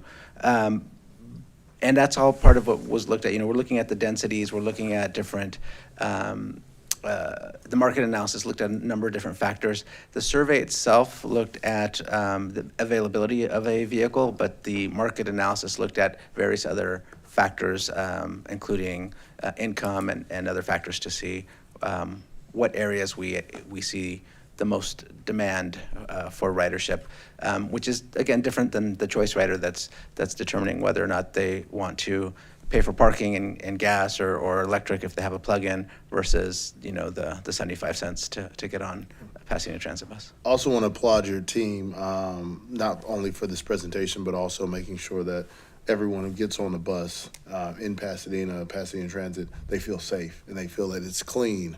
I mean, that goes a very long way because those are not, I'm not trying to compare us to any other jurisdictions. Those are not the sentiment of other transit authorities or transit companies that I have read any statements about. Most people do not feel that way about the transit. So I want to thank you guys for that. One last thing, it was the bus stops. Lights actually came up today. And so hopefully when you're looking at lights and lighting around bus stops, we're making sure that we're not bleeding into residential neighborhoods or there's not light pollution. The other thing is what I've heard from riders is, the cleanliness of the bus stops. Who's taking out the receptacle regularly? I mean, there's always lots of extra trash in those bus stops. And so I'm glad our buses are good, but the bus stops are sometimes a question mark. And then also, people want to sit. And unfortunately, the state of where we are and just in general, we have individuals that are looking for a place to rest. And those bus stops are not meant for that. They're meant for people to be able to sit to get on our transit. And so if we can figure out a way to make sure that when we do install those bus benches, et cetera, that they're not items or I would say furniture for people to use it in an inappropriate manner. I'm trying to skate around that. I don't know if you noticed that. But basically, we just don't want people camping on the bus benches. Just to get straight down to it. Yeah, it's also a very good point because one of the things that we look at is we're trying to balance the needs for the transit rider versus making an area that becomes an area for people to loiter is looking at allowing, providing lean bars or something that somebody that's waiting for a bus can use to wait for a bus, but not make it an area that becomes an area for loitering. So we look at specific locations, and that's why through the bus stop amenities program, we'll be looking at different levels of amenities at each stop. And the majority of the stops right now are a pole with a sign on it, right? So, and many times it's because we don't have space on the sidewalk for a larger type of stop, but as we go through this process, we'll determine what that balanced approach is to provide both. Thank you. Thank you. Thank you, Mr. Hampton. Mr. Cole? Thank you, Mr. Chairman, and thank you to the staff and the consultant. There is a lot of good news in this report, and it is a very useful report, and I think it raises significant opportunities for policy discussion as well as operational allocations. And the first is, it isn't clear why we have a transit system, and I'm going to focus on transit, not dial-a-ride, because we have lots of reasons, right? We want to reduce greenhouse gas emissions. We want to reduce congestion. We want to give people choices.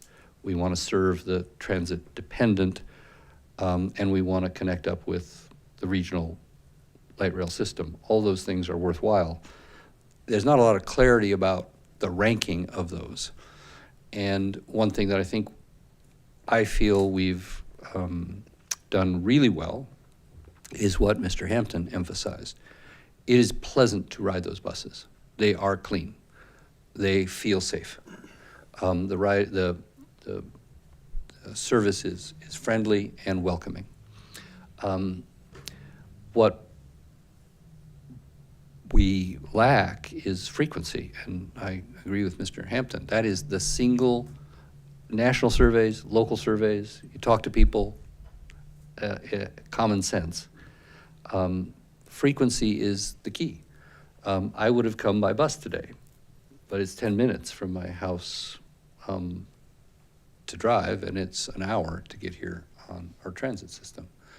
And I recognize what Director Sikas has said. It's expensive because you have to run the bus, you have to gas the bus, you have to have a driver on the bus, and so every hour of service costs money.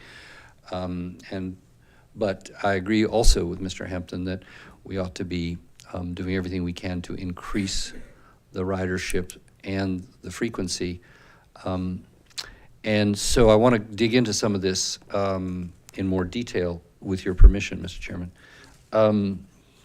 So how much did how much was the consultant contract for this report?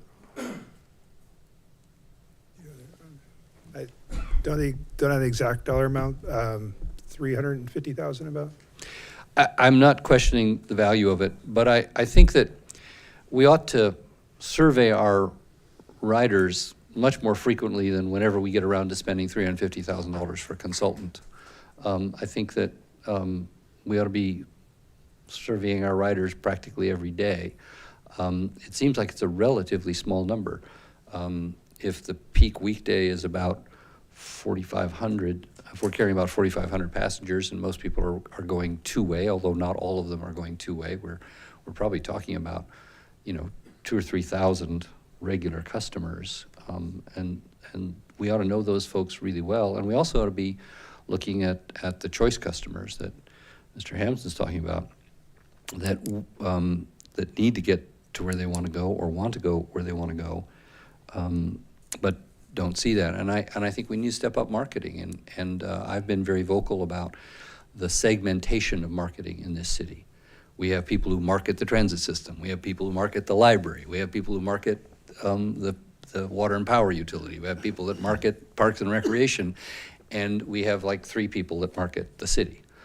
And when we're out marketing for library patrons, we should be out marketing how to get to the library on transit. When we're out marketing for recreation programs, we ought to be out marketing for how to get to the recreation programs in our parks on transit. And that synergy, I think, is a colossal waste of money and effort. The lack of synergy.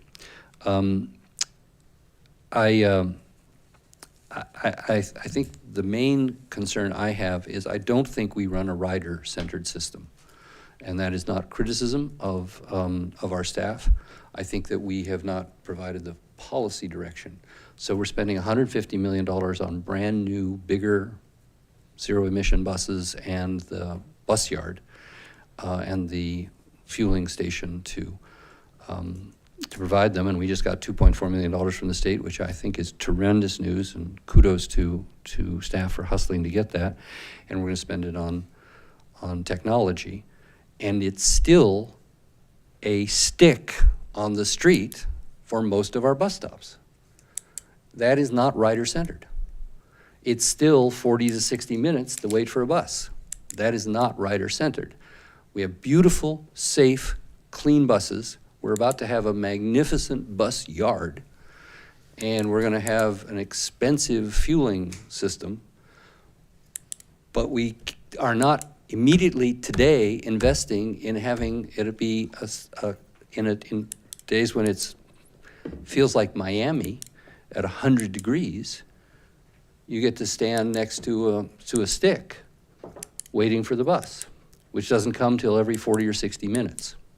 So that is on us. That is not on the staff. That is on us for failing to make clear the priority that riders come first. And we want to get as many riders, and we want to go to the, so I think it makes sense for us to eliminate Route 52. It's basically nobody rides it. I'm wondering why, though, we have the service to JPL. That seems to be almost as bad as the route we're eliminating. I'm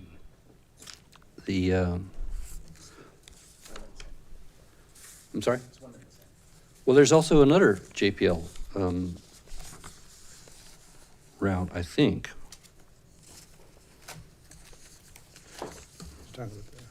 I'm looking, there's a lot of paper here, so pardon my. One of the recommended. I'm future sorry, routes is the 710. it's 51 and 52. It doesn't go to JPL. It goes to, well, it says it goes to JPL, yes. 51, not routes 60, but 51 and 52. It carries 158 passengers on a day during the week, over 14 hours. That's 10 passengers an hour. I mean, when we've got routes that are taking, 250 an hour, why are we having a bus that carries 10 passengers an hour?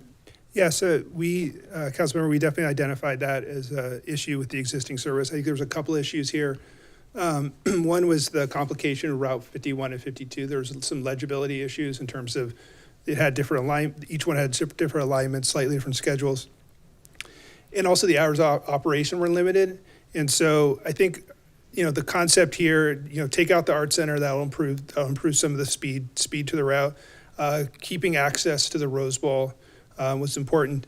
And then having the service operate. Why is it important we have shuttle buses, the Rose Bowl, nobody goes there when there's not something happening there.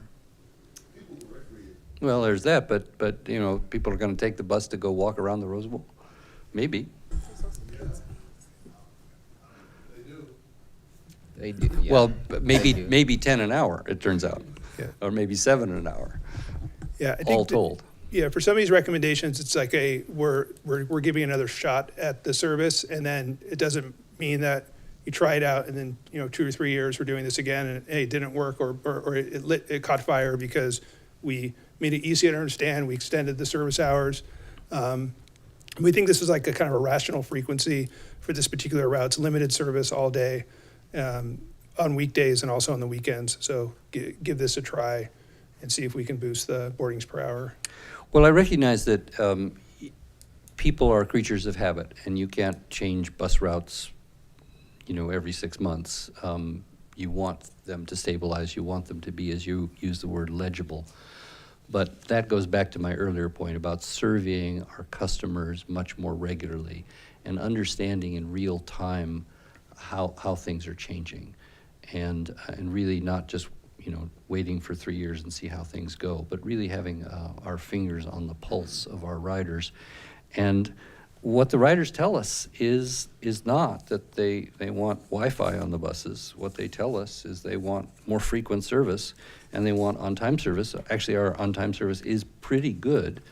But of course, if you're waiting for 60 minutes and the bus comes early and you get there on time and the bus is 3 minutes early, then you've got to wait 60 minutes until the bus comes again. So that will be a memorable experience.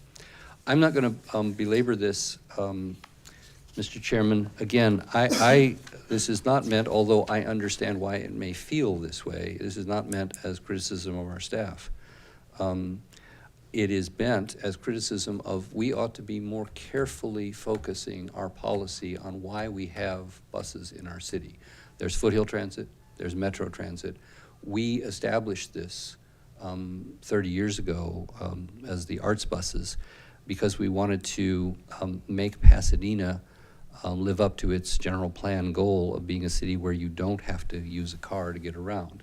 That's not just serving the transit dependent, that is serving as many people as possible who choose because it's safe and clean, which we have aced,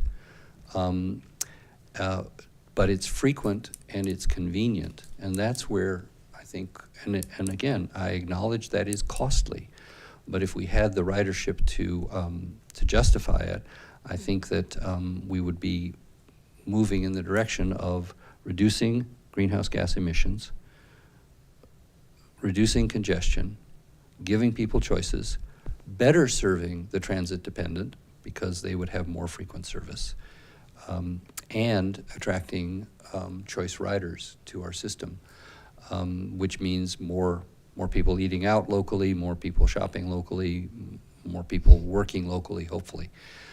So I deeply believe in public transit. I deeply believe in Pasadena's commitment to public transit. I think we need to be more committed to public transit, and we need to be committed to more public transit. Thank you, Mr. Cole. Mr. Seacrest, did you want to? Just one quick response. I think your comments are definitely echo what we hear. We want to be able to get more frequency and get our buses out there more, and that takes money. And as part of, as we go through, the next few years and try to determine what that'll cost, we can determine, we can come back to City Council and say this is what it would cost to increase that frequency. Right now, we're trying to do this in a cost-neutral way by reducing routes that are underutilized and putting that operational infrastructure, be it buses or drivers, into the other routes. From the user feedback standpoint, I think you have another very good point there. We do a lot of pop-up events. I think Transit Division is one of the most engaged with the community, and we go to senior centers, we go to farmers markets, we go to a lot of events to get information from not only riders, but people that are not riding, to figure out why they're not riding, provide the information, have them give us feedback, but also provide our ridership, our route information. And part of that is people want to know when the vehicles are going to be there. So you're right. If you go from Lake and Washington to City Hall and you just miss a bus, it'll take you an hour to get here. If you know that the bus is coming and you get there when the bus arrives, it'll take you 24 minutes to get here. So being able to provide that traveler information is part of what's at the bus stops, being able to have that information on your phone. This is all information that we push out, and part of the equipment that is being recommended to put on these buses outside of the bus contract is to be able to have that information. The traveler information from the bus is equipment that doesn't come with the buses. That's equipment that's added to the buses through separate contract through our operator that provides that information. Just my little segue to that, so we understand what that's is. But that traveler information allows the user to be able to schedule their trip, to know, let's not wait in the sun for 15 minutes. Let's get there 5 minutes before the bus is supposed to get there. But we do want to make our bus stops better. That's another key point that I think you've made, that we've heard from the public, and we agree wholeheartedly. We want to use this bus stop amenities program that's recommended here to determine what we can do to provide more shelters, provide more shade if we can't fit a shelter, and really make this, as you said, an experience, a choice experience, an experience for people that are now determining whether I should drive or take the bus. Let me take the bus because it's convenient, it's safe, and it's only 75 cents. I appreciate your comments as always, Mr. Seacrest, and I agree with them. Let me just leave with these 2 points. I think we're better served by increasing frequency on our high travel routes. It's better to do a few things well than everything mediocre.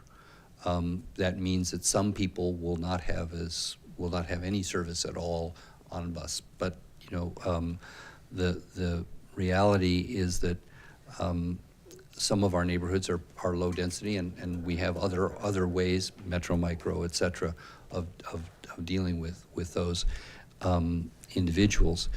But I think we ought to really focus on the routes where we can have high levels of service, such as Route 20. And secondly, again, I think we need to move very quickly to improve our bus stops. That is where people spend a fair amount of time in the rain, in the heat, in the sun. And once you get on your beautiful air-conditioned bus, it's great. But meanwhile, you spend a fair amount of time while the cars are driving by and blowing exhaust and at you and looking at you like you must be off your medication because everybody else has got a nice, comfortable car. Thank you, It Mr. should be Cole. a first-class experience, I think. Thank you. Mr. Lyon? Thank you. I'll be very brief. Thank you for the presentation. And for the report, I thought the report was great, the actual document. And it's really readable. There's a lot of information there. The graphics are great. And the information analyzed is useful. So thank you for that. So this is a sort of basic question. And people always think questions are rhetorical, but I'm asking sincerely, like, what is so we subsidize each ride at $6.35 a ride, is that right? It says $6.35 per trip, is that a ride? That's an individual riding. So that's a lot per individual. Like, what's the policy rationale for subsidizing $6.35 per person? It's on a And number again, of- asking Yeah, sincerely. no, I Yeah. appreciate the question because it's on a number of levels. One, it's providing access to people that don't have access. This is really an essential service for people that need to get to a doctor's appointment, need to get to work, need to get to school. So that is a key part of that. The second piece to this is, and I lost my train of thought.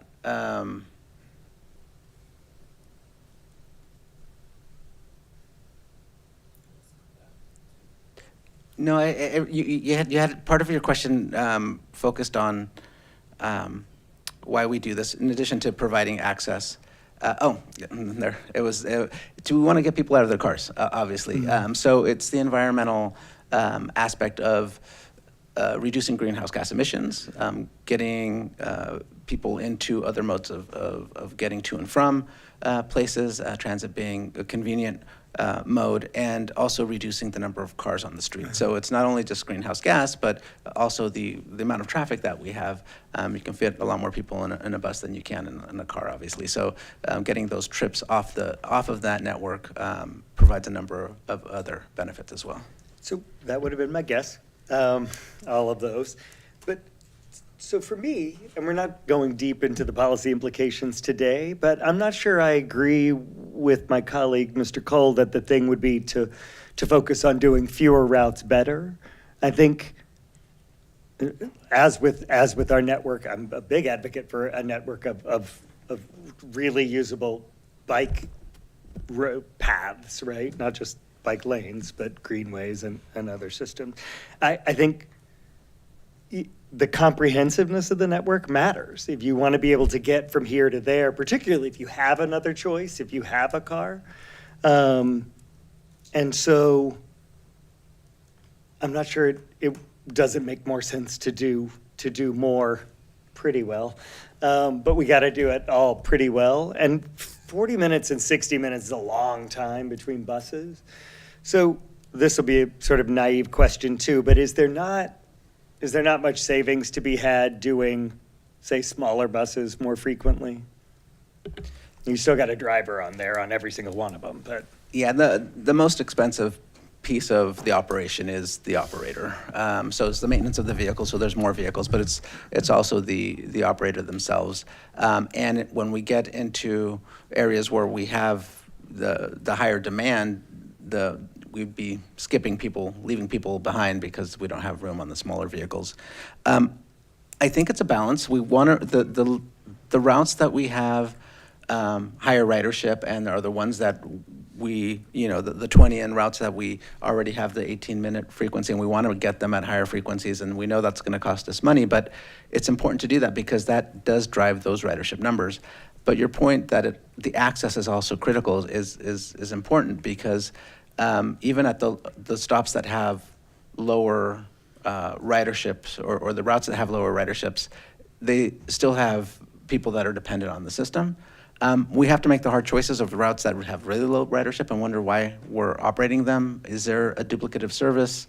I can't say that word. Is there another service they could use? Good enough. We know what you mean. Yes. Yeah. But that's what led us to the changes kind of in Old Pasadena. We hear a lot, we should have a streetcar or some other connection between Old Pasadena and South Lake.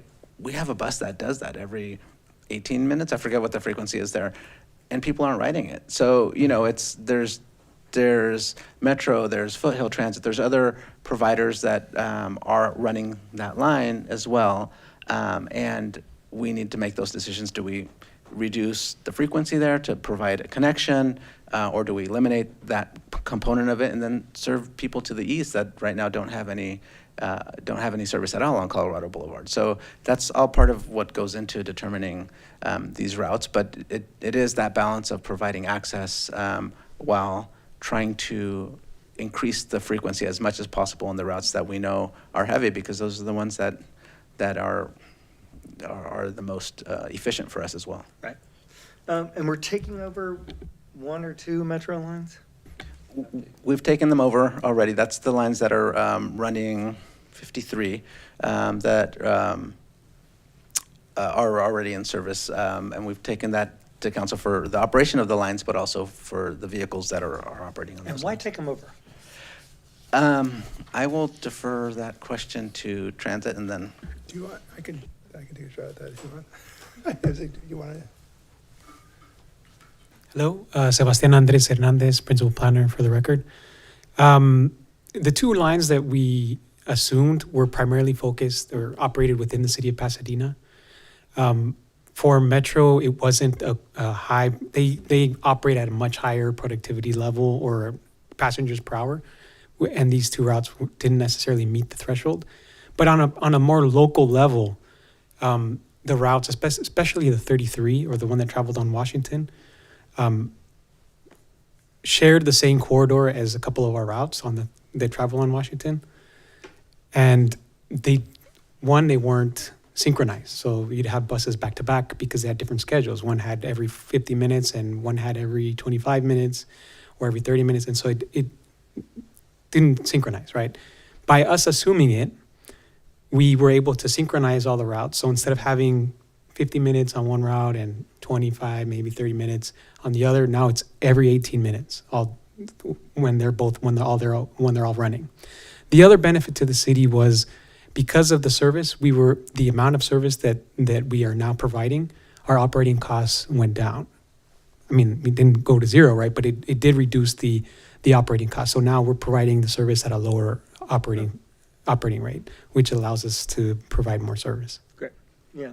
And then last, very briefly, but I just was interested in the idea of the same-day dial-a-ride partnering somehow with Lyft or Uber. Did I understand that? And how does that work? Just as for the user. For the user, okay, so there's different ways to do it. I think for this program, it would still be kind of calling in through the existing dial-a-ride line, and then the phone reservationist, determining it's a same-day trip request, and then they can dispatch. So Uber and Lyft have software in the web browser where you can dispatch trips on behalf of somebody else.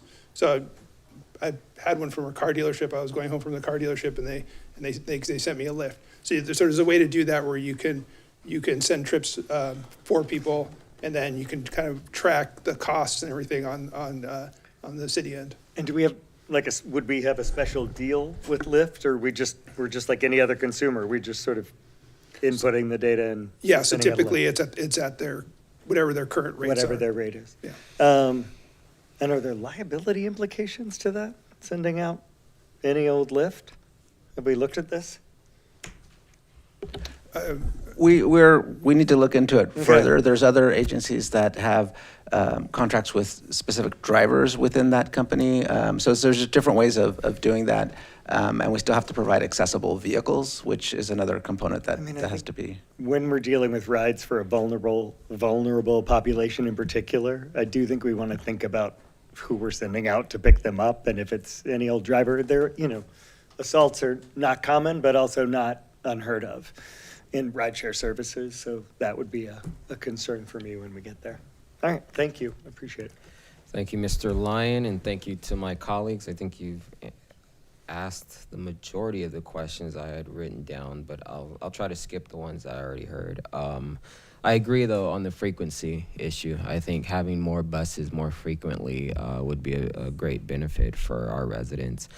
The feedback of your survey, I noticed that there was only like 9% of the feedback were from students, or do I have that? It just didn't seem like a high level of feedback from the youth, but it seemed like folks under 18 rode the bus a lot, I guess, like I did when I was under 18, riding the 268 to PHS, or riding the we call it the free bus growing up, right, Mr. Hampton? Yeah, it was because it was free.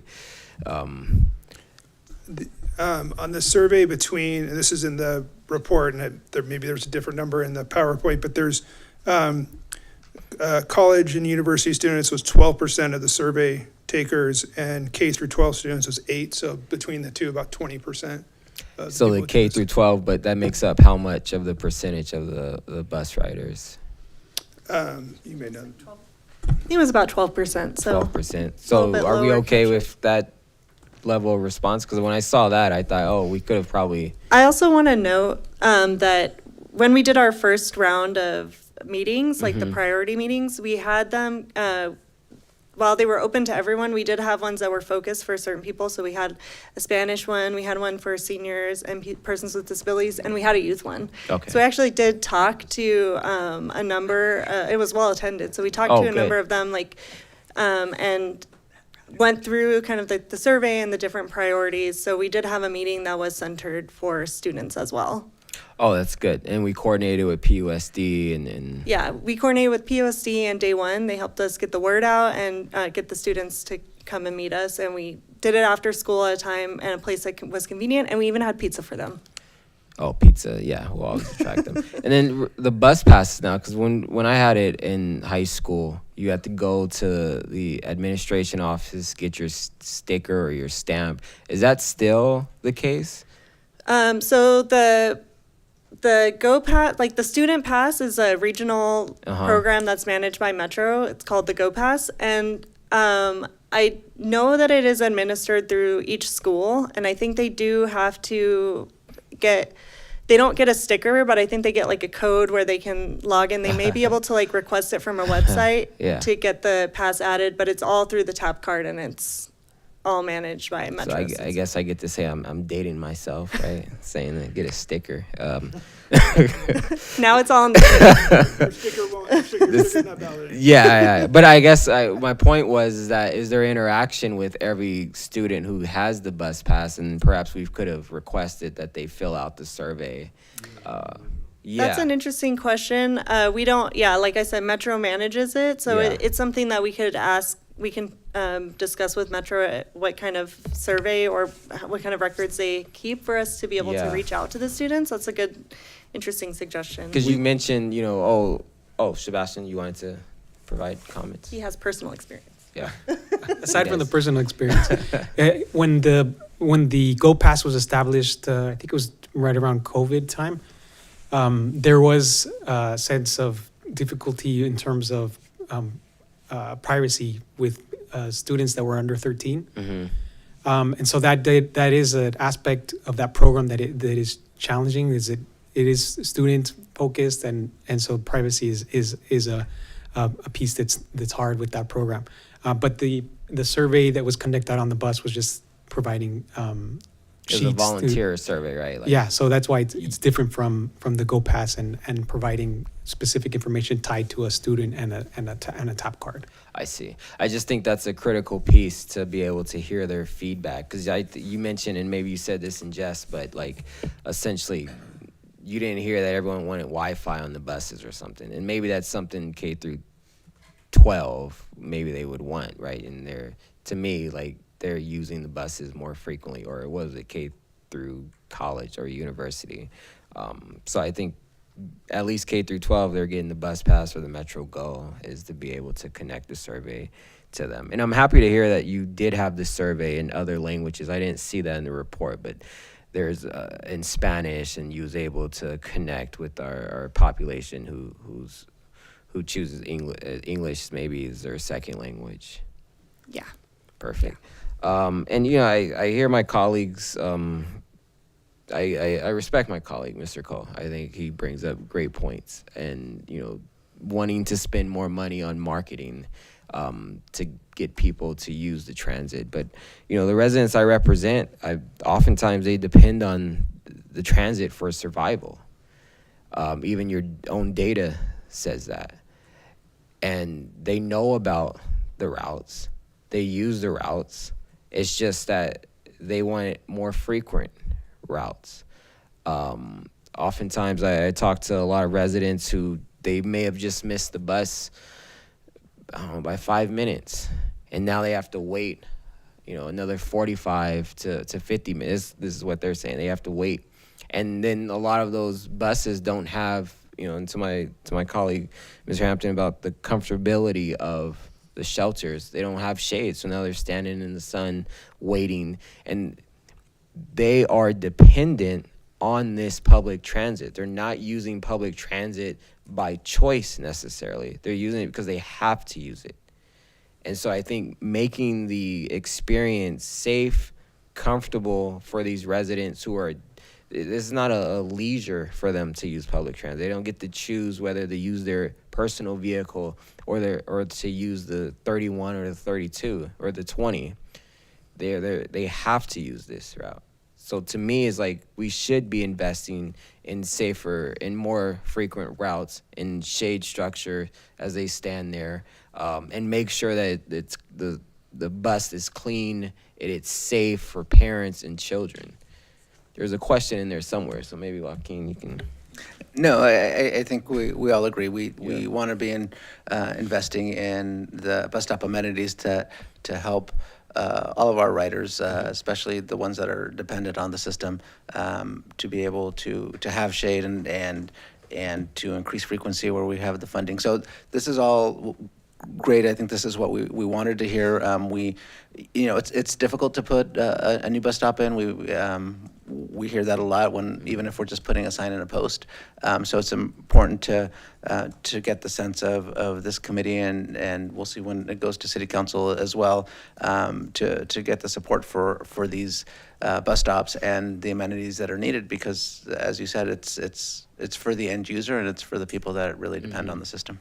And then didn't you do a pilot for bus shelter or shades at bus stops? You did one in Fair Oaks and Orange Grove, I believe, or... Yeah, that was part of our existing shelter contract. They brought out the shade blade to test out that, to see how that worked out. So that's something so our current amenities program is over 20 years old. We're looking at revamping it.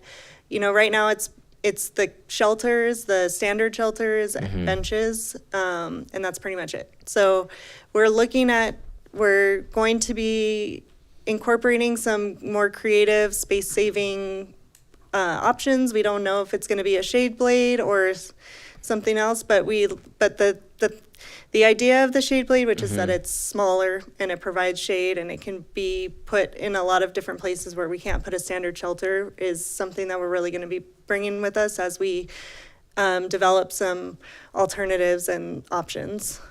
I see. So what was the results of the pilot? Like, roll this out more, or it didn't work, or? Well, I think we got good we collected feedback to kind of see how that option worked. It's not part of our current amenities program at this point, but like I said, we're going to be taking sort of the idea of the shade blade, with, being something smaller, providing shade, so that we can develop something that we can roll out more broadly. In the next year or so, we will be coming back to City Council with a new shelter contract, and that'll include all of these options as we go through this process of determining what those will be.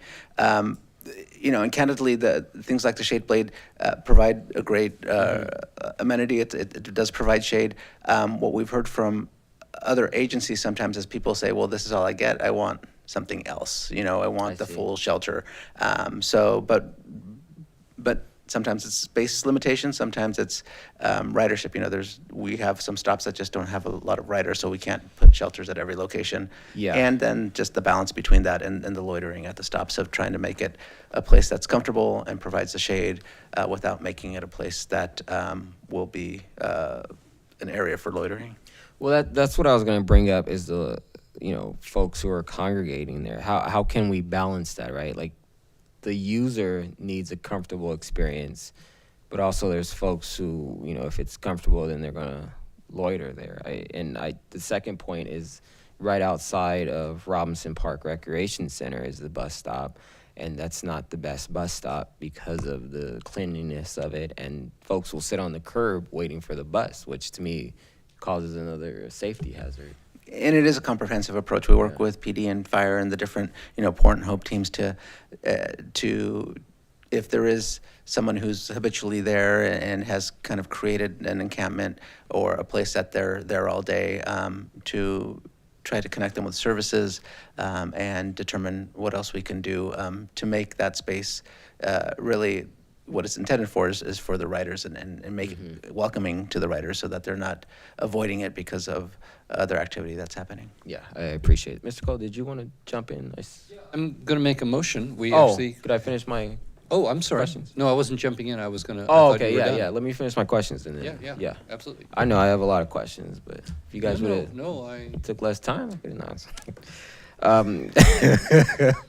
I had a few more questions. The routes, I obviously, I represent residents in Kings Village, and they have communicated to me often is that they don't have a route to get from there to PCC. So, like, they have to go down Fair Oaks, stop at Colorado, get off there, then catch the bus in Colorado and take it to PCC. So that's two routes there.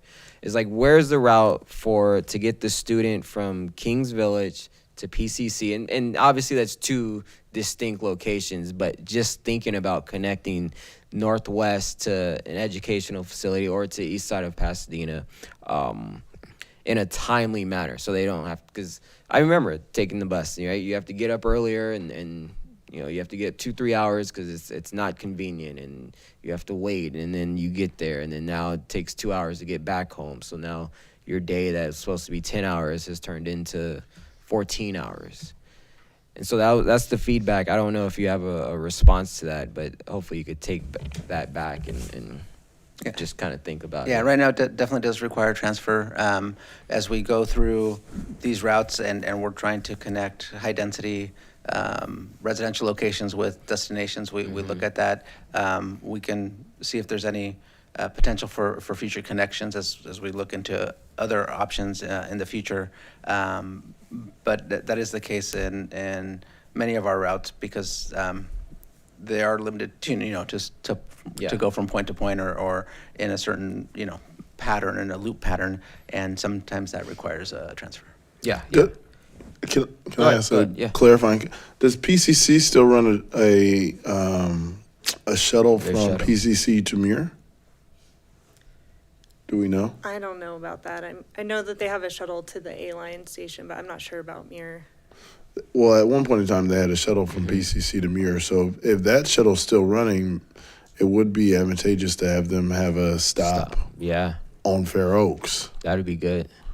As they go to Muir or back, or maybe communicate with them. We can definitely look into that and see if they're running that service, and if so, if we can provide a separate stop for them. I'm assuming it's private just for the students, not open to the public, or is it like a public transit service? I mean, if you're going to PCC and you live at, He's saying Kings Village. I thought it was PCC students. Okay. So I think that maybe, if you have a ID, you could get on the shuttle. That was some years ago though, so I don't know. Yeah, I don't know. They might have stopped doing that after COVID. We'll look into that. Maybe it'd be good to go across Orange Grove as well, because there's a lot of apartment complexes that butt up against Orange Grove. And then what was the special events feedback incorporated to some of this short range plans? Because, you know, we've had FIFA, we've had Rose Bowl games, concerts, and I'll bring up that at the Rose Bowl, often what I hear from residents is that they'll use public transit outside of those shuttles, but I guess public transit would end early, and so they have to use an Uber after the game, or... Yeah, depending on the event, you know, one of the things that we're trying to do with this plan is extend those service hours so we can capture more events. If it's a specific event that we think will need additional service, we work with the event organizer to be able to provide that. Again, there's a cost associated with it, so we have to work with the event organizer. I appreciate that. Two more I got. The second one here is, or the first one is the elimination or consolidation of routes. I just want to make sure there's no unintended consequences to folks who are living in Northwest Pasadena or who are low-income households. I mean, what's the analysis on that? So for the segments that were eliminated, we looked at the ridership occurring at the stops along those. I would say for the, you know, there was not that I know of, that I don't think there's any segment eliminations in the northwest part of the city. We talked about there's the part that goes to Art Center, and then there's a part kind of east of Sierra Madre Villa station, very low ridership. The New York Avenue, the same thing. So, and I don't have the maps are in the report, but I think those are higher income, less minority neighborhoods. Okay, and then I guess that goes back to my other point that we've raised, I think Mr. Cole has raised as well during budget, is, you know, we are looking at making cuts because our general fund obviously is increasing. The expenses outpace the revenues, and so we look at programs that we have to make cuts. But I think part of that is looking at what is the council comfortable with making a cut to a program that's maybe is serving 100 people. Like, is that okay to make a cut to a program or to a bus that's serving 100 people? What if those 100 people are concentrated in one area? If it's 100 people that live at Kings Village, it's still only 100, but that's folks who are living in one area that maybe they need to use that route to get to work or to get to school. Just to clarify, Mr. Jones, the routes I'm talking about are no, I'm not like mentioning 51. you. I'm just saying in general. Okay. I think Yeah, when we look at the... that's what he really wanted to hear. It wasn't directed at him. I'm sorry. What we do when we do look at the route elimination and consolidation, it's based on the ridership, and many times, and as we've seen on these routes, the ridership is low because the people that are living there have other modes to travel, and it's more less dense areas. Typically higher income, but they already have another way to get around, and that's why we're looking at consolidating or eliminating those, because the numbers are so low, and we want to again be able to provide that equitable access. So we do look at that as we go through the market study and determine the areas that would be most impacted if a route were to be removed. I appreciate hearing that. And just the last point is that, you know, there's the page about the demographics. It told us that, what was it? 73% of the riders are low income, and 60% are minority residents, and it's not these aren't riders of choice. You can take an Uber if we cut service. They use it for essentially everyday service, to get to work, to get to school, for survival. And so I think that, you know, we have to make sure that anytime we look at making cuts to public transit, consolidations, we have to think about that end user. And I think, you know, Joaquin, you know, I think you're doing a great job. You have that, you know, we talk a lot, and you come to our coffee and teas, and so you believe that as well. But I just wanted to restate that for our Department of Transportation, is that there's residents who depend on this, and it's not by choice. So I appreciate. Did you want to respond? Go ahead. I think you're spot on. It's the reason we provide a transit services one of the main reasons is it is an essential service for so many people, and those are the people that we do not want to impact by making changes. So we're trying to increase the services to those populations as much as we can. I appreciate that. And last point I'll make is that, you know, I work for LA County. I've been to every city in LA County, and I've talked to a lot of residents there and talked to a lot of elected officials because of the nature of my job. And I think our bus stops are in a lot better condition than a lot of ones that I've seen throughout the county. So that's kudos to you, Joaquin, and kudos to the team as well. So I appreciate your service. Any other questions or motion? Chair, we have 2 public comments. Oh, yes. Let's hear public comments. Humera, followed by PA Brown, joining us online. You each have 1.5 minutes. Welcome. Hi, I was actually leaving before, then I heard we're talking about buses. Love buses. Got my tap card right here. Okay, I got 1.5 minutes, so I'm going to be really quick. Really good report. I have nothing good but good to say about Pasadena's buses. Couple of requests of council members. Commit to doing something to increase ridership by people who live or work in your district. Just use it as marketing. Commit to using public transit yourself at least 1 day a week to go somewhere. You'll learn a lot of very useful information. Every city posts about anything happening in the city should include information about how to get there by transit. The default is always telling people where to park. Oftentimes there's no mention of, or just take the metro or take this bus, and you don't even have to mess with parking. Find the resources. It's a win all around. It gets cars off the road, reduces the need for parking, so we don't have to talk about it here anymore. Saves people time, good for the environment, gives choices. Shade. Headways. Equity issues involved. Focus on the most transit-dependent areas, but remember it's important for people to have routes, not just where they live, but also where they're going, particularly where they're going for work. So the better the transit is, the more opportunities people have, particularly people who are transit Thank you. dependent. Thank you for your comments. Appreciate it. PA Brown, joining us online.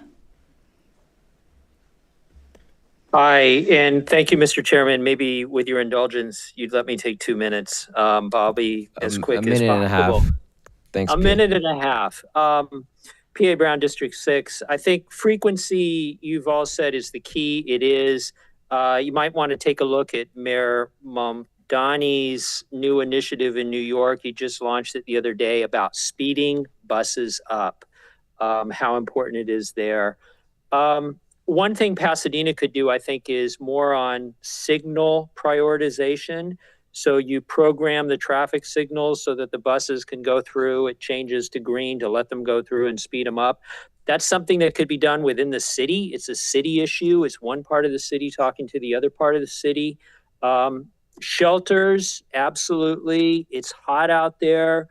Standing under the hot sun, waiting for a bus is not the most pleasant thing. And I've been bugging Mr. Sika's department. I've got within a 5-block radius of me 4 bus shelters that are no longer used because the route was changed years ago and the shelters have never been used. They're just orphans.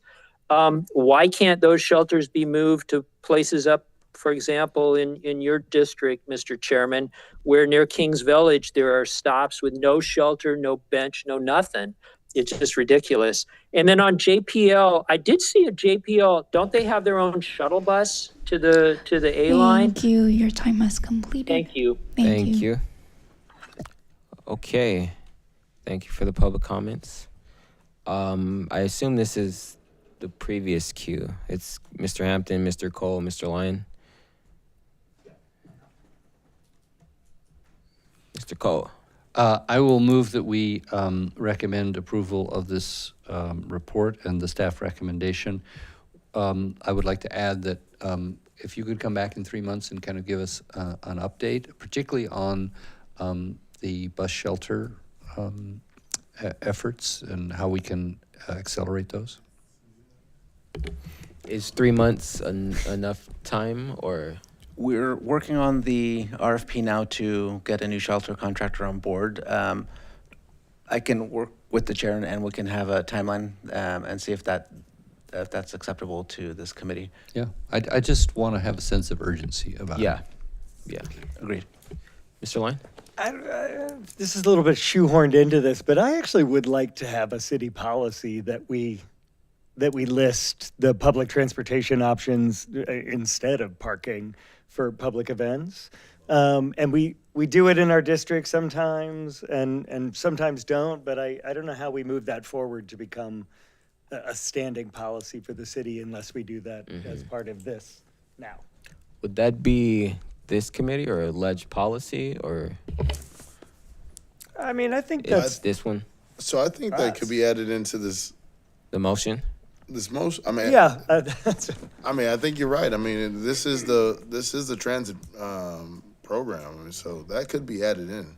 And it should just be a matter of policy that we included on.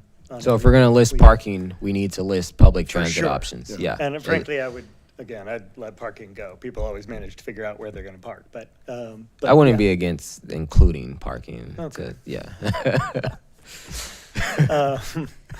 All right. It's in addition to. Compromise. Yeah. But it should, whenever Yeah. there's parking, that's great. Yeah, It to should add just, public it should say transit. how to get there by public transit. Yeah, and it could even be a QR code. I mean, Yeah. it could be a QR code. I mean, everybody's pretty familiar how to use those these days, so. Can we add that into our recommendation? I said it was a friendly amendment. Yeah. Yeah, Great. Did I get a second? I got a second, but second. I accept that. Okay, is the motion good? Can we include that in the report to the council? We can add a cover memo that identifies Great. that, and we'll work on that language. And it's in the spirit of a much more aggressive promotion of transit as part of everything we do. I think that's the spirit of it. This is the specific. Yeah. Okay. All right. Look, I am frustrated that we don't have more frequent bus service, but I want to emphasize, I really deeply appreciate the hard work of our staff and the quality of the report that's been produced in cooperation with the consultant. It gives us a basis to understand better how we can improve. And we're never going to have enough money and enough time to reach utopia. But this is one where we are committed in our general plan to being a city where people can circulate without cars. And in order to do that, they have to be safe and clean. Mr. Hampton has made that clear. You've made that clear. And I think we've gone a long way on that on our buses. It also has to be convenient and pleasant. And the convenient part is headways, and the pleasant part is not standing next to a stick. And if we can do all those things, I think we'll have more bus riders, and we'll get fewer greenhouse gas emissions. We'll have less congestion. Mr. Cole. Got and it. we'll have a better Thank city. you, Mr. Cole. We understand. I like that. I mean, yeah. No, I understand. I think someone else made the utopia's point too. within, Yeah. Too, just on the individual sense, And I think we have the workshop coming up, so at least I would like to see this, and I don't, maybe it was last time, but this the frequency of the buses be part of the options to select for our priorities. Because if you're telling me that 3/4 or 3/4 of our ridership is living on the margins, then maybe we ought to prioritize that and make the buses run more frequently. And not to add anything extra to it, but, as we're doing surveys, I would hope that we're doing surveys actually on the bus and not having special meetings about, I appreciate the special meeting because free pizza sounds like a great way to get surveys done. But, more frequent surveys about how people feel about the bus services on the actual bus with actual riders. Yeah. So thank you. All right, we had a motion, a second. Any opposed? Any abstentions? All right, motion is carried. Thank you. Moving on to approval of Measure M multi-year sub-regional program, fiscal year 2029-2030 proposed project list. The report's pretty It is. pretty good. Do we need a presentation, or do I we don't just think we need? do. My packet didn't include the presentation. So you want a presentation? Sure, Jenny. Sure. Is this on? Yeah? Okay. Good evening, Chair, Council members. Jenny Cristales Ceballos, Deputy Director of Transportation. So I'll try to make the presentation brief. Again, this is a Measure M multi-year sub-regional program for fiscal year 29 and 30. And the recommendation is that the proposed action here is not subject to CEQA, and also approve the proposed project list to be reviewed by the Arroyo Verdugo Communities Joint Power Authority, JPA, ABC JPA, and then Transportation Advisory Commission, the TAC, before submittal to the ABC JPA Governing Board for final adoption. And then that will then get submitted to Metro as part of the fiscal year 29-30 request for funding for this MSP program. So on June 25th, staff presented the proposed project list that the City Council approved this project list for fiscal year 29 and 30. But they also recommended that DOT continue to study the proposed project at Avenue 64 in Nitsdale. And also to consider public comment if whether this proposed project at Avenue 64 in Nitsdale is the most effective traffic calming measure. This is primarily because the city recently installed LED stop signs at that intersection. So to provide a bit of background on Measure M, which was passed in 2016, the MSP program was part of that passage. The Metro Board approved governing documents for this funding, essentially adopted the guidelines, administrative procedures, the expenditure plan. But in addition to that, Pasadena receives this funding through the ABC JPA. Project lists are then approved by the City Council. In the case of Pasadena, it was approved in April 2022. And then it's followed review by ABC JPA as well as approval by the Metro Board. Our current funding includes two categories, which is the transit projects, modal connectivity, and complete streets. I'm going to talk a little bit more about the two next bullets in the subsequent slides. Essentially, the funds are allocated per jurisdiction based on population, as well as the projects are evaluated based on the sub-regional qualitative performance measures. And so through the administrative procedures, we have the sub-regional qualitative measures, which are followed, and we base our projects on these performance measures. This is something we can probably skip. Okay. So here's a quick funding breakdown for Pasadena. Under the modal connectivity section, we got 4.4 million. Under transit, it's 5.6. The total for Pasadena transit, the total for Pasadena is 10.1. The Arroyo Verdugo region is 36.3 million. So the funding recommendations per category essentially is the transit project category. The request is 1.7 million for expansion of the buses for Pasadena Dial-A-Ride, and then 2.8 million for the buses for Pasadena Transit. As we were discussing right now in terms of the bus stop improvements, 985,000 is requested, and this is again on the topic that we just had about improving bus stops. For the modal connectivity and complete streets category, as mentioned in tax recommendation, here's the installation of the traffic signal at Avenue 64 in Nitsdale. For that, we're requesting 1 million. For the installation of pedestrian hybrid beacons, it is at 3 locations. One is at Washington Boulevard at Mar Vista Avenue. The second one is at Fair Oaks and Claremont Street. The third one is at Del Mar Boulevard and El Nido.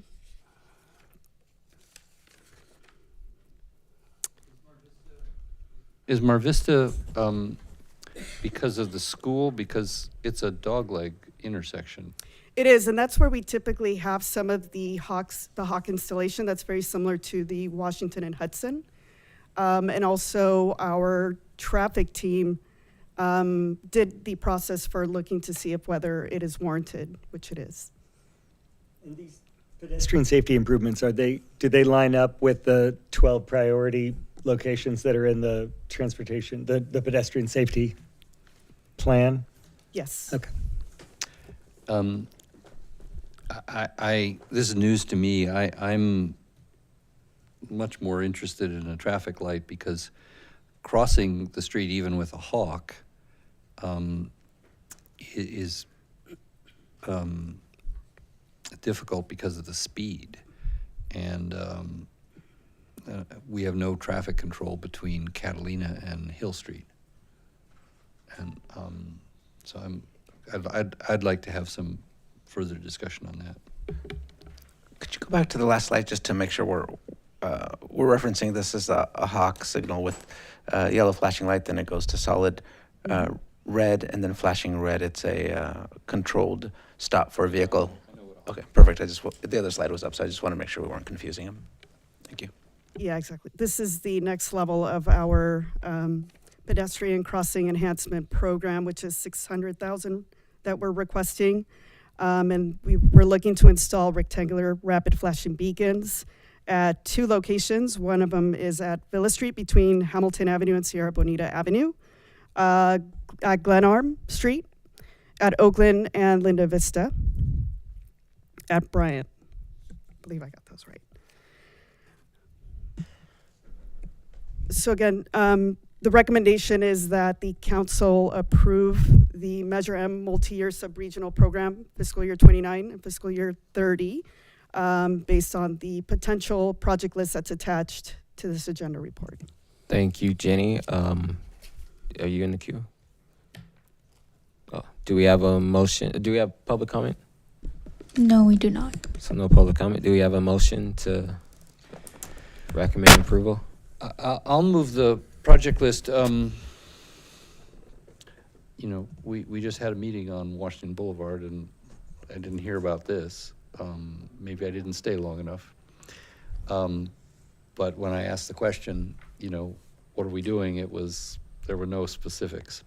So I am open-minded on this, but I am not persuaded that investing in a hawk is the best use of our dollars. Is that a motion or? Do you want to move the list forward to council and then continue the discussion there? That's fair. On that one? Okay. That's what I would move. All right, motion in a second. I support the motion. Motion is carried. Thank you. Thank you, Jenny. Appreciate your presentation and your service. Thank you. All right, I think that concludes our meeting. Thank you. This meeting is adjourned.